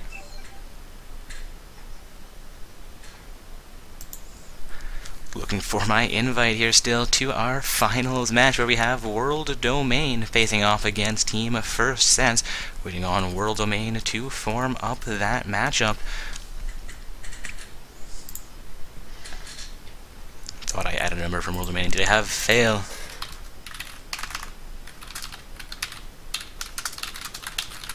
There we go, I've led a member from Team World Domain, that is the blue side, in our finals match, the team responsible for forming up the lobby.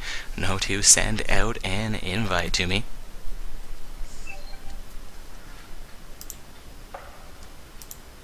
Oh, Reese is also on World Domain. I'm so confused.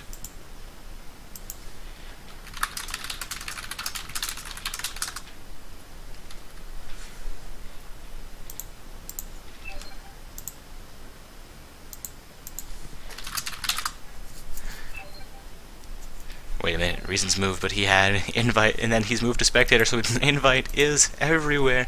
Alright, looking to get ourselves into the round 3, finals game. Almost said semifinals, but we've gone through the semifinals, and it's been such a small event with only 8 teams participating.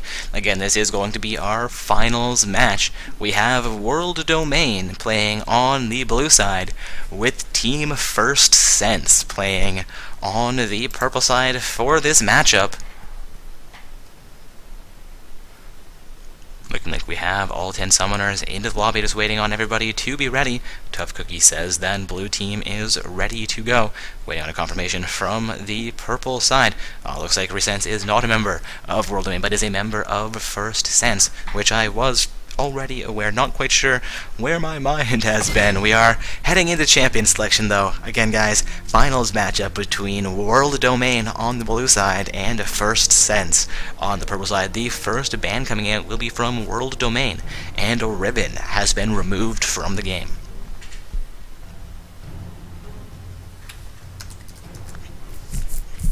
Also seeing Blitzcrank as the first ban made here by Team First Sense.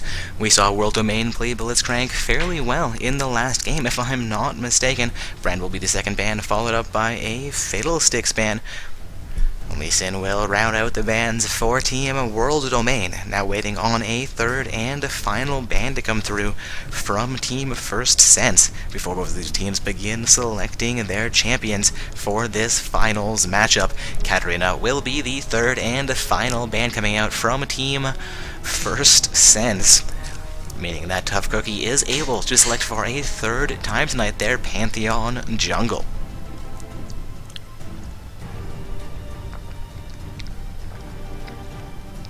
Looking like Pantheon is only being hovered over here. We may see him swapping that out, though I suspect it will be locked in momentarily. Indeed, the Pantheon has now been locked in. Handing things over to Team First Sense, and Warwick has not been banned out of this game. Youngs will hover over a Warwick pick for First Sense's jungle. Waiting on Young Sheki now to select champion as the Warwick has been locked in. Looks like our jungle matchup for the night will be Pantheon versus Warwick. We've seen this Pantheon do very well in 2 previous rounds, but Warwick does have near a 60% win rate in all games. So Warwick, one of those very top-tier godly junglers. We'll see how that matchup ends up playing out. Also, Jinx being locked in by First Sense. We're now seeing their bottom lane combo starting to form up. Looks like Lucian and Braum will be hovered over by members of World Domain. Lucian will be swapped out for an Orianna, and the Orianna will be locked in. We are now seeing eBay select the mid laner for World Domain. Braum still being hovered over by Me670 will end up locking in the support pick. Handing things over to White Horang 2 and this summoner Light.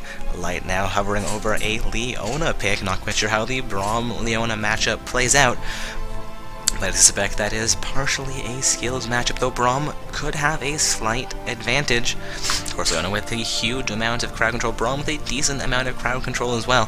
Both of those are decently rated supports. Leona is fairly easy to counter with certain summoners, or with certain champions, but I do not believe Braum is one of those. Could be a decent support pick for Team First Sense. I'm going to head myself over to a tool to check out LOL counters. I'm just going to actually Google Leona counters or Braum counters, but Leona being swapped out for a Maokai pick. Since we're talking about counters here, let's take a quick look at what Braum is countered by. And I am seeing it looking like Morgana, Zyra, Lulu, and then Leona as the 4th best counter for Braum. So indeed, that would have been a counter pick.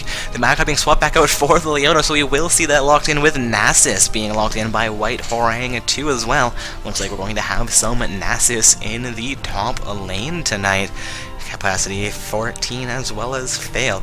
Now waiting to select champions for their team. Looking to see what they opt to hover over and lock in for this finals match.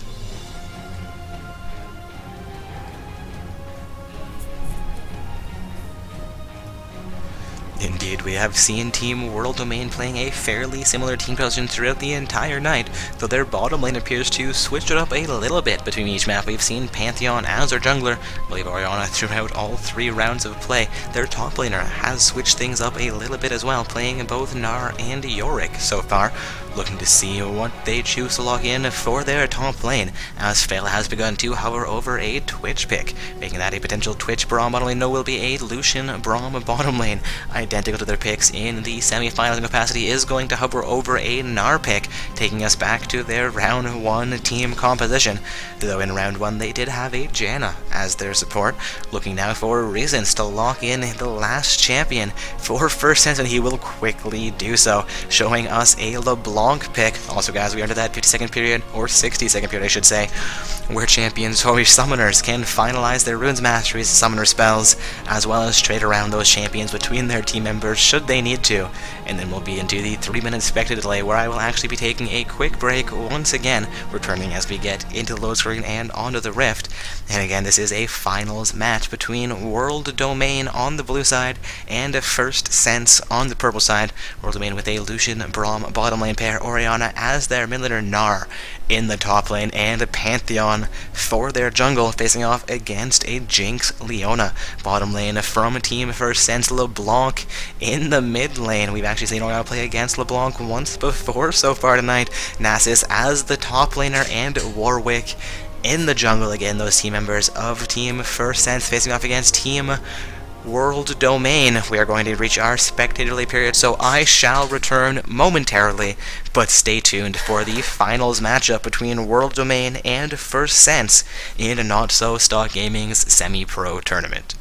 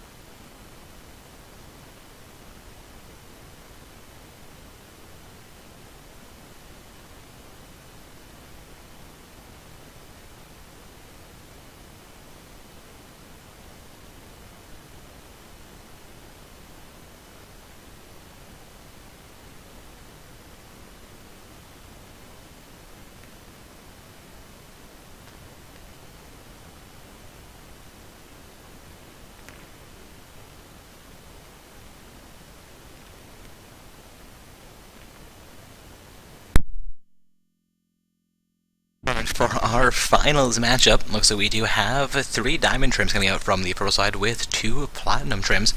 So a decently ranked team coming into this finals match on the purple side with those 4 diamond trims once again and 1 gold trim. Coming out from Team World Domain on the blue side.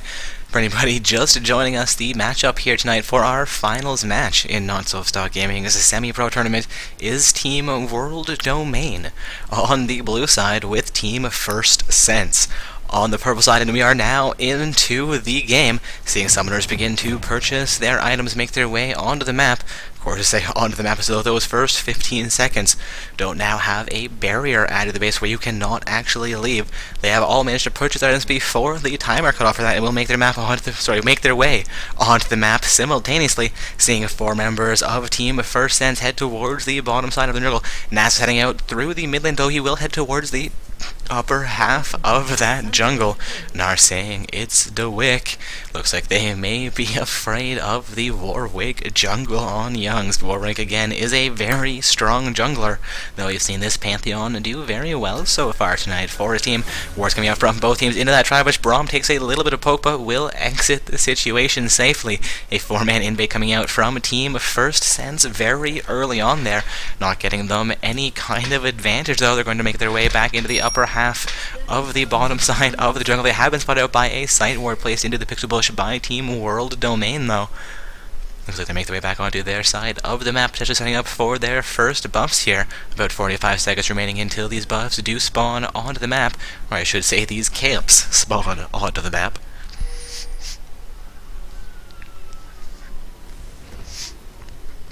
Pantheon actually pinging out his blue buff, I believe. Looks like Gnar may assist, at least that with Orianna coming in from the side as well. Looks like we're going to have the bottom side of their map having Lucian and Braum left by themselves. Looks like Lucian may actually opt to start on the Krug camp here. No, he will make his way into lane, looking to not miss any kind of farm. Leona and Jinx waiting to assist Warwick, taking down the Gromp camp for himself. For anybody not aware, if you do take down the Gromp or the Krug camp, your jungler will reach level 2, assuming you don't leech any of that experience, allowing them to solo the previously known as large jungle camps. Of course, now all camps are considered to be large camps, all of them applying some sort of buff as well as a mechanic if you smite down the large creature.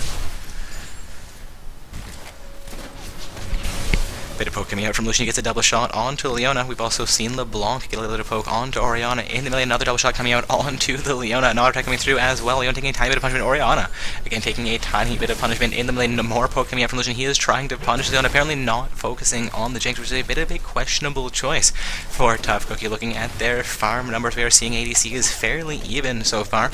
Also, I have not yet reorganized this core board, so I'm going to take a moment to do that at this point in the game before we get too far into things. There we go, seeing Jinx pick up a 2-farm lead over Lucian, though he does have more minions on the map currently than she does, so I'm not going to consider him behind at this point. Gets a few more auto attacks as well as some poke onto Leona. Leona down to just below half, she has utilized a health potion already. Now going for some damage against Nasus. Nasus is a fairly weak early game champion, but if he is capable of farming under his turret, can build those Q stacks to become a late game monster. We'll see how he fares against the Gnar that we saw do so well in round 1 of play for Team World Domain. Looks like LeBlanc has Orianna's zone onto her side of the map, though. Looks like minions are not too far past the mid portion of that lane. LeBlanc does have a 1 CS advantage, so I'm not going to say that very strongly, but Orianna has utilized her health potion. LeBlanc comes back and doing a little bit more damage to the Orianna, leaving her just above half HP in that exchange. Also, Pantheon potentially looking for an early bottom lane gang has been spotted out by a purple side ward. Will make his way back onto the blue side of the map, but looking to re-enter the bottom lane through the Travish. No, will go for his Krug camp, not feeling confident enough taking down a member of the purple side at this early point in the game. We did see him expect a fairly strong level 2 gank in a previous round, but this one will not be effective as he has been spotted out by vision control exerted by Team First Sense. Pokemon from Braum will not connect onto Jinx. Leona also not able to manage the game, but the double shot comes out onto Jinx this time from the Lucian, taking her down about 200 HP. Lucian and Braum doing fairly well so far. Looks like they have picked up a slight advantage in the bottom, though not a very large one, as Jinx is only 3 farm behind Lucian at this point in the matchup. Also seeing Pantheon take down his Raptor camp here while LeBlanc attempts to punish Orianna. I believe Pantheon will be making his way up into the mid lane momentarily here. Nasus also zoned against her, which is more or less expected for a Nasus, but Nasus only down by 2 farm under Gnar. Has been doing extremely well so far, still has his health potion available as well. Has not really allowed the Gnar to punch him that much, but there's going to be action into the bottom lane. Braum will exit that fight as I say so, though. Also, LeBlanc has Ignite utilized on her, but not quite enough to finish her off. Orianna may be left alone in the mid lane, unless LeBlanc finds a way to sustain that lane a tiny bit longer. Nasus are now down to about 100 HP. Gnar looking to dive the turret, gets another auto attack back on Nasus, now down to 50 HP, does have his health potion now utilized, looking to somehow stay in the lane, has teleport available. If he can clear out one more minion wave, he will be able to come back in and recall. Oh, a boomerang coming in from the Gnar, taking Nasus down to a 25 HP. Gnar looking to dive this turret, dive this Nasus, but Nasus will exit behind the turret, allowing Gnar to get a tiny bit of pressure, but the teleport available to the Nasus will not be a whole lot of pressure. Also, minion wave coming back out into the top lane. Minion wave from the Gnar being cleared out from that turret. Nasus now back in base, looking to purchase his first item. Has enough gold for the Glacial Shroud, which will give him a decent amount of mana, allowing him to farm his Q a little bit more effectively while attempting to harass the Gnar as well. Seeing Gnar now have her up about 15 farm over Nasus after that last play, picking up 2 full minion waves while Nasus was forced behind his turret and forced to back. Nasus taking a little bit more poke from the Gnar before Gnar is able to back here. Gnar is now looking to recall from that top lane. Nasus could be able to get caught up here. MIA ping coming out from the mid lane, but both mid laners are now back in their lane. Seeing Jinx in the bottom lane while Leona has roamed up, we're getting a ward placed into the Dragon Pit. Taking a look at the bottom lane farm, Lucian has roughly a 5 CS lead at this point. Mid lane is still deadlocked. Orianna has roughly a 2 CS lead over the LeBlanc, but they have both been managing a decent amount of harass on each other. Looking at their gold scores currently, Orianna does have about a 50 gold lead. Braum engaging onto the Jinx in the bottom lane. Lucian not able to do quite as much damage as he would have been looking to there. Jinx and Leona will be fairly safe to remain in this bottom lane. Leona looking for an engagement onto Braum. Braum looking for engagement onto Leona actually there. Seeing Nasus look to continue farming. Gnar is now back into the top lane. Nasus could potentially be a tiny bit overextended here, but he has caught up and farmed the Gnar once again. Braum looks to engage onto Leona. Leona looking to counter engage. Now Braum just will have to be the Unbreakable Shield will come out. Jinx down to about 300. He has leveled up. They're reaching level 5, level 6 still not available in the bottom lane, but mid laners and top laners have both just reached level 6. Looking like both junglers are sitting at level 5 as well. Looking for the ultimate coming out from both of them to affect a number of extremely strong ganks.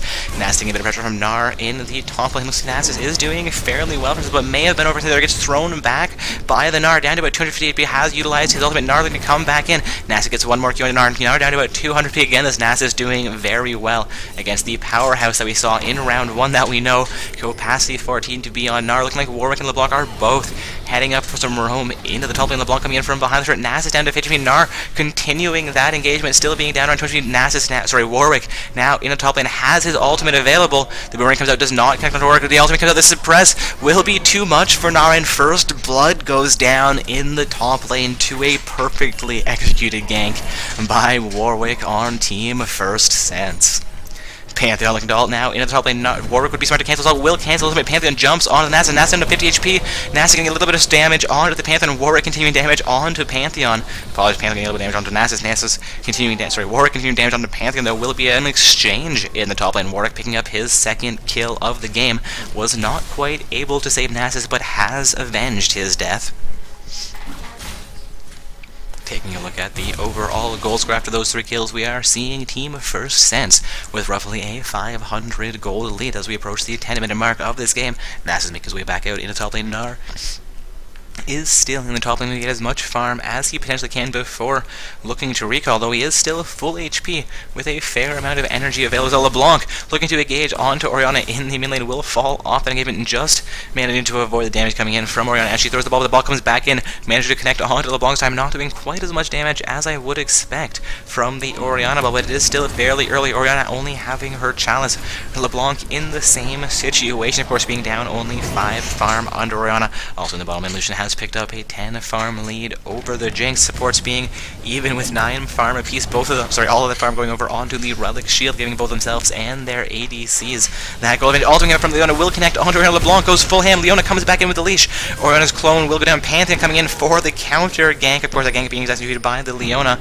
The exhaust comes out onto Pantheon. Leona looking to exit with her life after LeBlanc has gone down, but Pantheon picks up the double kill in the mid lane. Nasus is also very low in the top lane. Has the potion, has about 400 HP remaining, but Gnar is full health. Nasus picks up one more Q stack there under his turret, looking like Gnar has roughly a 17 farm reduction. Looking like Jinx is now into the mid lane, assisting the Warwick again, the Pantheon, while Lucian and Braum are also coming out. Jinx beginning to pound down on that mid lane. Out to Braum in the mid lane, Warwick in the mid lane still as well. Going to see a 3 versus 2 fight. The slow coming out from the Jinx will not quite connect onto any members of Team World Domain. Nasus still in the top lane, still doing his best to farm against Gnar. Gets locked down under his turret. Gnar is successful, taking down Nasus, but takes 3. Make that maybe 4 turns. No, the 4th one would have finished him off, but does not come in. Gnar succeeding, making that a kill for himself in the top lane. Looking like Purple Side has set up for a potential dragon play here at the 10 mark. LeBlanc has engaged the dragon with Warwick available. We are seeing members of Team World Domain in range 2. That's what Pantheon looking to recall from behind the dragon pit. Lucian coming in from the side, dropping the culling. The culling doing a fair amount of damage on the champions. Pantheon now ultimating in, will pick up the kill onto Warwick, but Leona picks up the dragon. They'll look to possibly get this fight with her life, but is at 50 HP. Pantheon picks up the double kill, now sitting 5-1. That might be a triple kill. Will be a triple kill for Pantheon as Jinx goes down. Nasus now all by himself versus 3, looking for a kill onto the Braum. Braum's with 100 HP, but Nasus will go down. Lucian actually finishing that one off, denying Nasus his quadra kill, and Oriana comes in a little bit late, but still effective. LeBlanc will go down to a nicely placed ball. We're now seeing a 9-2-3 kill score in favor of Team World Domain. They have roughly a 3,000 gold advantage at the 11-minute mark in this game. We saw First End start out fairly strong, but World Domain is once again exerting dominance into another matchup.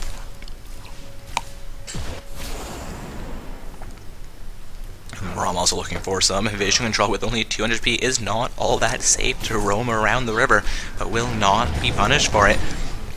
Gnar also proxy farming behind Nasus' top lane. Out of her, that next minion wave may be enough to finish off the turret. Gnar connects onto the Nasus, walks back into Nasus' turret, but he does have minions available. The turret down to about 100 HP.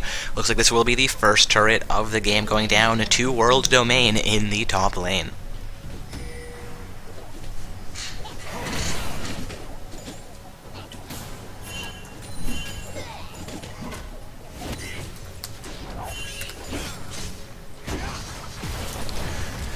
This is match in the bottom lane as Jinx and Leona get a fair amount of pressure onto that bottom lane turret. Lucian looking to defend it. Jinx to clear out another minion, get a little bit more minion pressure against the bottom lane turret, potentially take that one down for their team, evening out the turret score. Nasus and Gnar will duke it out a little bit longer in the top lane. However, and Braum has returned in the bottom lane, so Jinx and Leona will be falling off of their engagement in the bottom lane. Warwick also into the top lane. Nasus down below, just below half HP. Ultimate from the Warwick comes out. Gnar down to 500 HP, looking to exit this fight down to 300 HP. Warwick chasing him down, does have Blood Send available. The flash coming out from the Gnar, maybe enough. A flash comes out from the Warwick as well. Gnar down to 50 HP. Gnar goes down to the Warwick. Warwick now 3-1, is 3 kills behind Pantheon, but still doing fairly well for his team.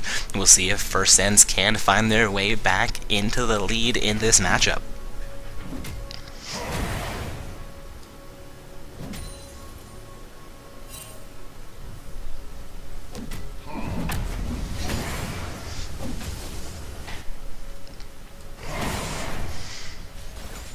Also, something interesting to note, that top lane matchup, despite Gnar having a gold trim, has managed to climb all the way into Diamond. So it is actually a Diamond versus Diamond matchup in the top lane. Despite me believing it was a gold defeating these Diamond players, he is actually sitting at Diamond 3 in the solo queue, doing very well for himself so far.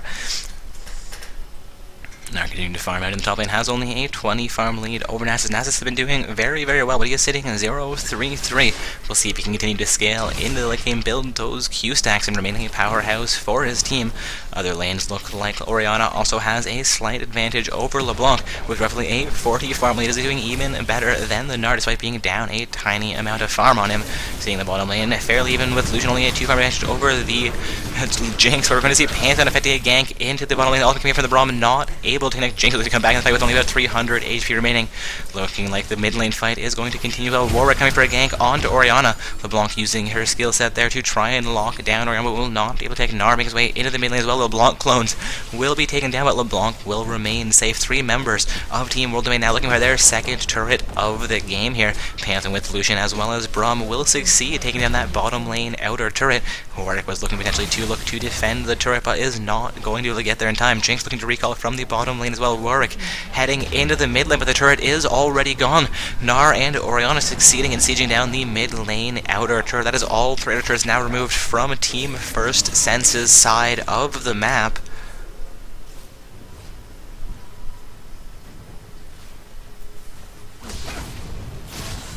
Braum again staying the turret so that Pantheon can engage onto the Jinx. Orianna coming in doing a little bit more damage, while I believe her ultimate came, but was not quite effective. They're Pantheon getting a little bit more damage back on the Jinx. The Pokemon from the Jinx does connect on the Pantheon. He has been slowed down. LeBlanc coming back into this fight as well. We are seeing a 9-for-4 kill score. LeBlanc looking to try and even things out, but is going to get punished for her engagement there, as both Gnar and Pantheon throw a little bit more poke back on her. The Boomerang coming out the second time connects onto both LeBlanc and the Jinx. Both those champions sitting around at half of their HP. The Pokemon from the Jinx will connect onto Gnar, I believe. Jinx continue to try and clear out the waves of the minions as they push them towards this bottom lane inner turret, seeing 2 members of Team World Domain continue the siege into the bottom lane, while Lucian has split off into the top lane to defend against Nasus. Nasus free farming in the top lane is still down about 30 farm under Gnar, but has built up a few Q stacks from being left alone. We're going to see War engage against the Gnar with LeBlanc, Leona, and Jinx there, 2 assists as well. Gnar definitely biting off more than you, but how picks up the kill on LeBlanc in a 4 versus 1 situation. He will pay with his life, but makes the purple side pay as well. Now seeing a 10-5 kill score in favor of Team World Domain. Remembering, guys, this is Team World Domain on the blue side, with Team First Sense on the purple side. Pantheon looking to clear out his red camp here, looking to get that red buff for himself. Do a little bit of slowing with his attacks as well as a little bit of degen. Pick up a little bit of additional gold from Sylvia LeBlanc, making her way out of the base, and Nasus will be recalling from the top lane. He has exerted main pressure onto that top lane outer turret. May have been smart to stay and try to take it. Q being able to do huge amounts of damage to turrets. LeBlanc roaming into 4 members of, Leona roaming into 4 members of World Domain pays very quickly with her life, and World Domain will set up for, I believe, their first dragon of the game here. No, this will be their second dragon of the game, if I'm not mistaken. No, first dragon of the game. I was right the first time. Alright, so that may be 1 dragon to 1, or that may actually be the first dragon of the game, going down at the 16 and a 50-second mark. Almost the 17-minute mark of the game, approaching the 20-minute mark. LeBlanc jukes back into the jungle, but that may have been the wrong way for her to juke. Not sure she had a choice the way her ultimate does work. Looks to jump back out, but is not quite able to. A 4 versus 1 situation for LeBlanc results in her untimely demise. Not also engaging against Nasus in the mid lane, assisted by Braum, as well as 3 other members of their team. It's going to be a 5 versus 4 fight. Nasus will go down. Warwick continuing the engagement with assistance from the Jinx and the Leona. Warwick down to 300 speed, down to 200 speed. Warwick going down. Pantheon picks a double. Jinx will go down as well. Pantheon picks up a triple kill here, sitting 10-1-3. That is a quadra kill for the Pantheon, as Leona also goes down. The mid lane inner turret will be destroyed. They're now looking for this mid lane inhibitor turret. LeBlanc is available to defend it, but LeBlanc versus 5, even these 5 being as low as they are, may not quite be enough. She's going to attempt it though, and pay with her life. That's going to be a double ace. Baron coming up onto the map in roughly 2 minutes now. The inhibitor turret has gone down. However, Nasus, Warwick, Jinx, and Leona are now back on the map. I do not believe Team World Domain will stick around and try and take down the inhibitor. Well, Gnar, the only champion remaining. However, he will get out of this with his life. They are not going to begin spawning super minions quite yet into the mid lane. And as I say, Gnar gets out with his life. We see Warwick looking to re-engage. Warwick gets stunned. Warwick now engages onto me, as opposed to continuing the chase on the Gnar. Gnar gets into turret range. Warwick will begin to to push down in the remainder of his team is looking to join him, or at least the Jinx and Leona, while Nasus and LeBlanc split to relieve pressure from the top and bottom lanes respectively. As we approach this 20-minute mark in the game, we are seeing Team World Domain approaching a 10,000 gold advantage, so he's currently sitting at around 8,000, and that has been another turret going down. The first turret actually for Team First Sense. We are seeing now a 5-1 turret score, again 17-5 in kills as well, resulting in an overall 8,000 gold lead for Team World Domain. On the blue side, First Sense is going to be hard pressed to make up for this disadvantage at this point in the match. Of course, Nasus again is a little weak in the early game and is a very strong late game champion. Warwick is a very strong jungler as well, so if they can hold it together, they may be able to find their way into victory.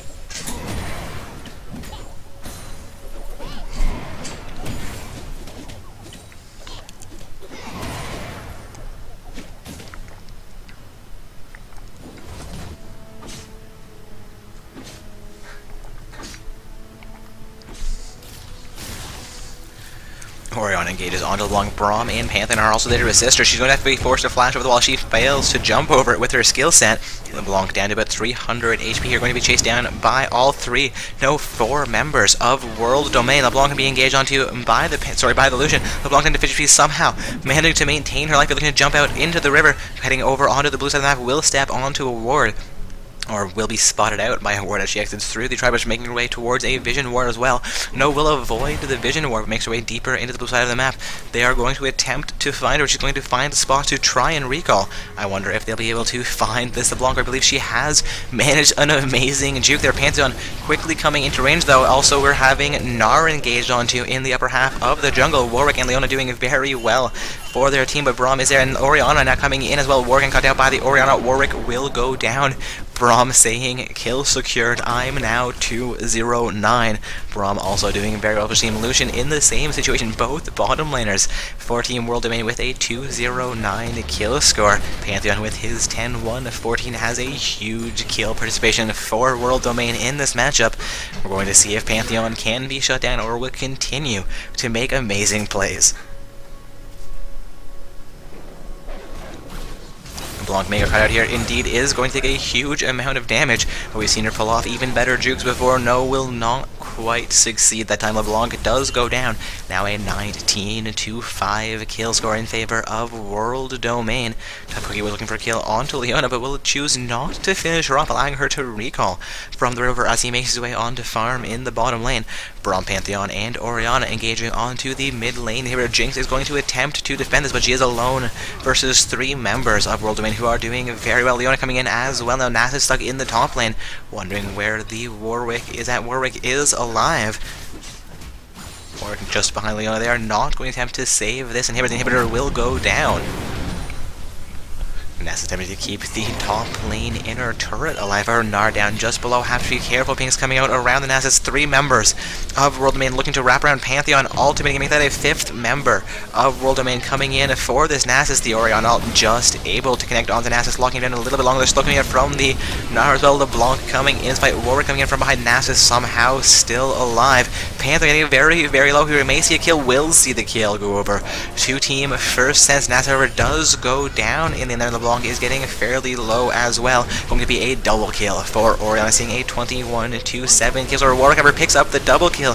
Gnar has gone down. We could see another kill coming out here for Team First Sense, but the calling comes out from Lucian. Warwick is locked on, and Warwick will go down to Orianna. An unofficial triple kill, an unofficial quadra for the Orianna as she picks up a set of double kills in that team fight, looking for the Jinx as well, but I believe Jinx has made her way to safe. They're going to begin to proxy farm behind this top lane inner turret, passing out toward the actual minion away. There's another minion wave is not now spawning to assist it. They could clear that out quickly and take down the top lane inner turret. They're going to make their way towards the mid portion of the map, potentially set up for their second dragon of the game here.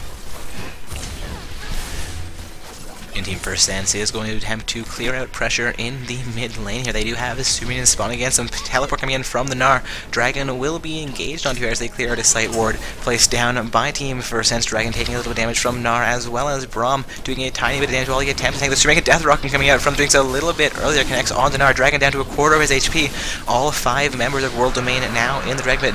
Braum will begin to recall. That will be an uncontested Dragon for World Domain.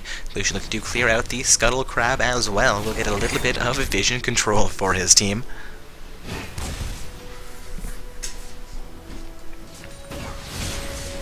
Looks like our bronze matchup has concluded. NA Asian LOL FB group defeating Team ELO Blade in the bronze match, meaning that they are our 3rd place team, with ELO Blade finishing 4th tonight. Of course, both those teams will be receiving a prize package for their participation. We are in the finals matchup on the stream, where we have World Domain playing against Team First Sense. World Domain is on the blue side, have been winning this matchup fairly consistently so far. We'll see if Team First Sense can find a way back into this game, despite being down by 10,000 gold at the 25-minute mark. Nasus takes down their 2nd turret of the game. However, he may be a little bit over, so he has 4 members of World Blade looking to take him down. He will go down. A turret for his life, however, is not necessarily the worst choice for Nasus at this point in the match. Warwick being chased down by the Gnar. Warwick would be smart to try and re-engage, but Pantheon is going to come in. It's going to be a 2 versus 1 situation. Warwick making the right choice there to attempt to escape. However, he takes a huge amount of damage. Will re-engage with his ultimate. Takes a huge amount of damage coming in from the Pantheon. Will go down. LeBlanc not quite able to get in range in time, and Leona taking even more damage from the Orianna. Orianna picks up a kill onto Leona. That will be a 3-for-0 exchange for Team World Domain, looking to push themselves down into the mid lane, potentially. Lucian now taking a couple turrets from the top lane into turret. Pantheon will head up into the top lane to assist Lucian, taking down the turret. We're going to see a teleport coming out from the Nasus, but the turret will go down before the teleport can come through, or else that teleport was cancelled just before the turret went down, which would have been a very smart choice made by the Nasus.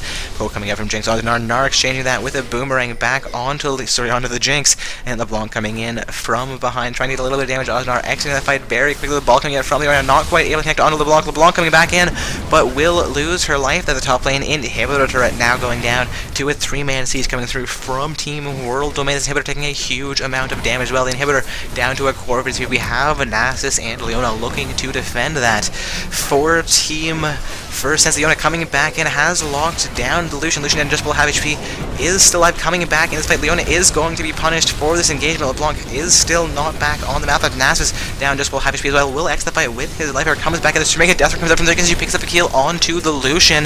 Nasus getting caught up by the Orianna. Pantheon will pick up a double kill. Now 3 members of Team First Sense are not available, but LeBlanc is back on the map, comes in a full ham, does a fair amount of damage, looking to come back in a second time. You're getting punished for it this time, though, down to HP. She will go down to the Orianna. Warwick coming in with his ultimate. Other turret, the turret will go down. Warwick will go down as well. Leona back up in 1 second. No other teammates back up for 10 more seconds, so it looks like this could be the game in favor of Team World Domain. We'll see if Leona finds an answer, finds a way to slow them down just long enough for Jinx and Nasus to find a way to prolong the match a tiny bit longer. Leona is deterring Team World Domain. Jinx is back at the choppers, come out onto the Pantheon. Gnar attempting to finish off the Nexus. Orianna looking to come back into range. Jinx hammering away on the Pantheon. Pantheon down to 4 HP. The Naxus down to about half his HP. Jinx down to 3 HP. Jinx will go down, but Nasus as well as LeBlanc are back up. Pantheon will go down. Orianna trying to finish off the Nexus, while Gnar does the same, and the Nexus will go down to World Domain, emerging victorious in tonight's semi-pro bracket tournament. Congratulations to our top 4 teams this evening. Those teams being World Domain in first place, First Sense in second place, with NA. I apologize, my Twitch thingy just had an ad come up and somehow activate itself into a new window. Heading back over to Twitch, just if you guys are trying to talk to me, I unfortunately did just miss it, but I'm back now and going to go back over the winners of tonight's tournament. Again, guys, going to get that affected onto the bracket momentarily here. It was World Domain emerging victorious in the finals match for that coveted first place slot, where they're going to be getting 3,200 RP as well as a triumphant Rise skin for their final 5 participating members this evening. with First Sense coming in second place, getting 2400 RP for their final 5 particimators, and NA Asian LOL FB Group as our third place team tonight. They will be going home with 1600 RP for each of those final 5 playing team members, all on their team, as well as Team ELO Blade finishing off in 4th place tonight. They have managed a prize package with which 4 teams did not manage this evening. Of course, with a small tournament, we have managed to provide prizing to 50% of the participants. Again, that is the first place team being World Domain, First Sense as our second place team, with NA Asian LOL FB Grid coming in 3rd, and ELO Blade as the 4th place team tonight. Thank you and congratulations to our top team, as well as a thank you to all of our other participants for coming out this evening, and a thank you to all of our viewers. It's really not possible without any of you guys. This is Dark Corpse signing off.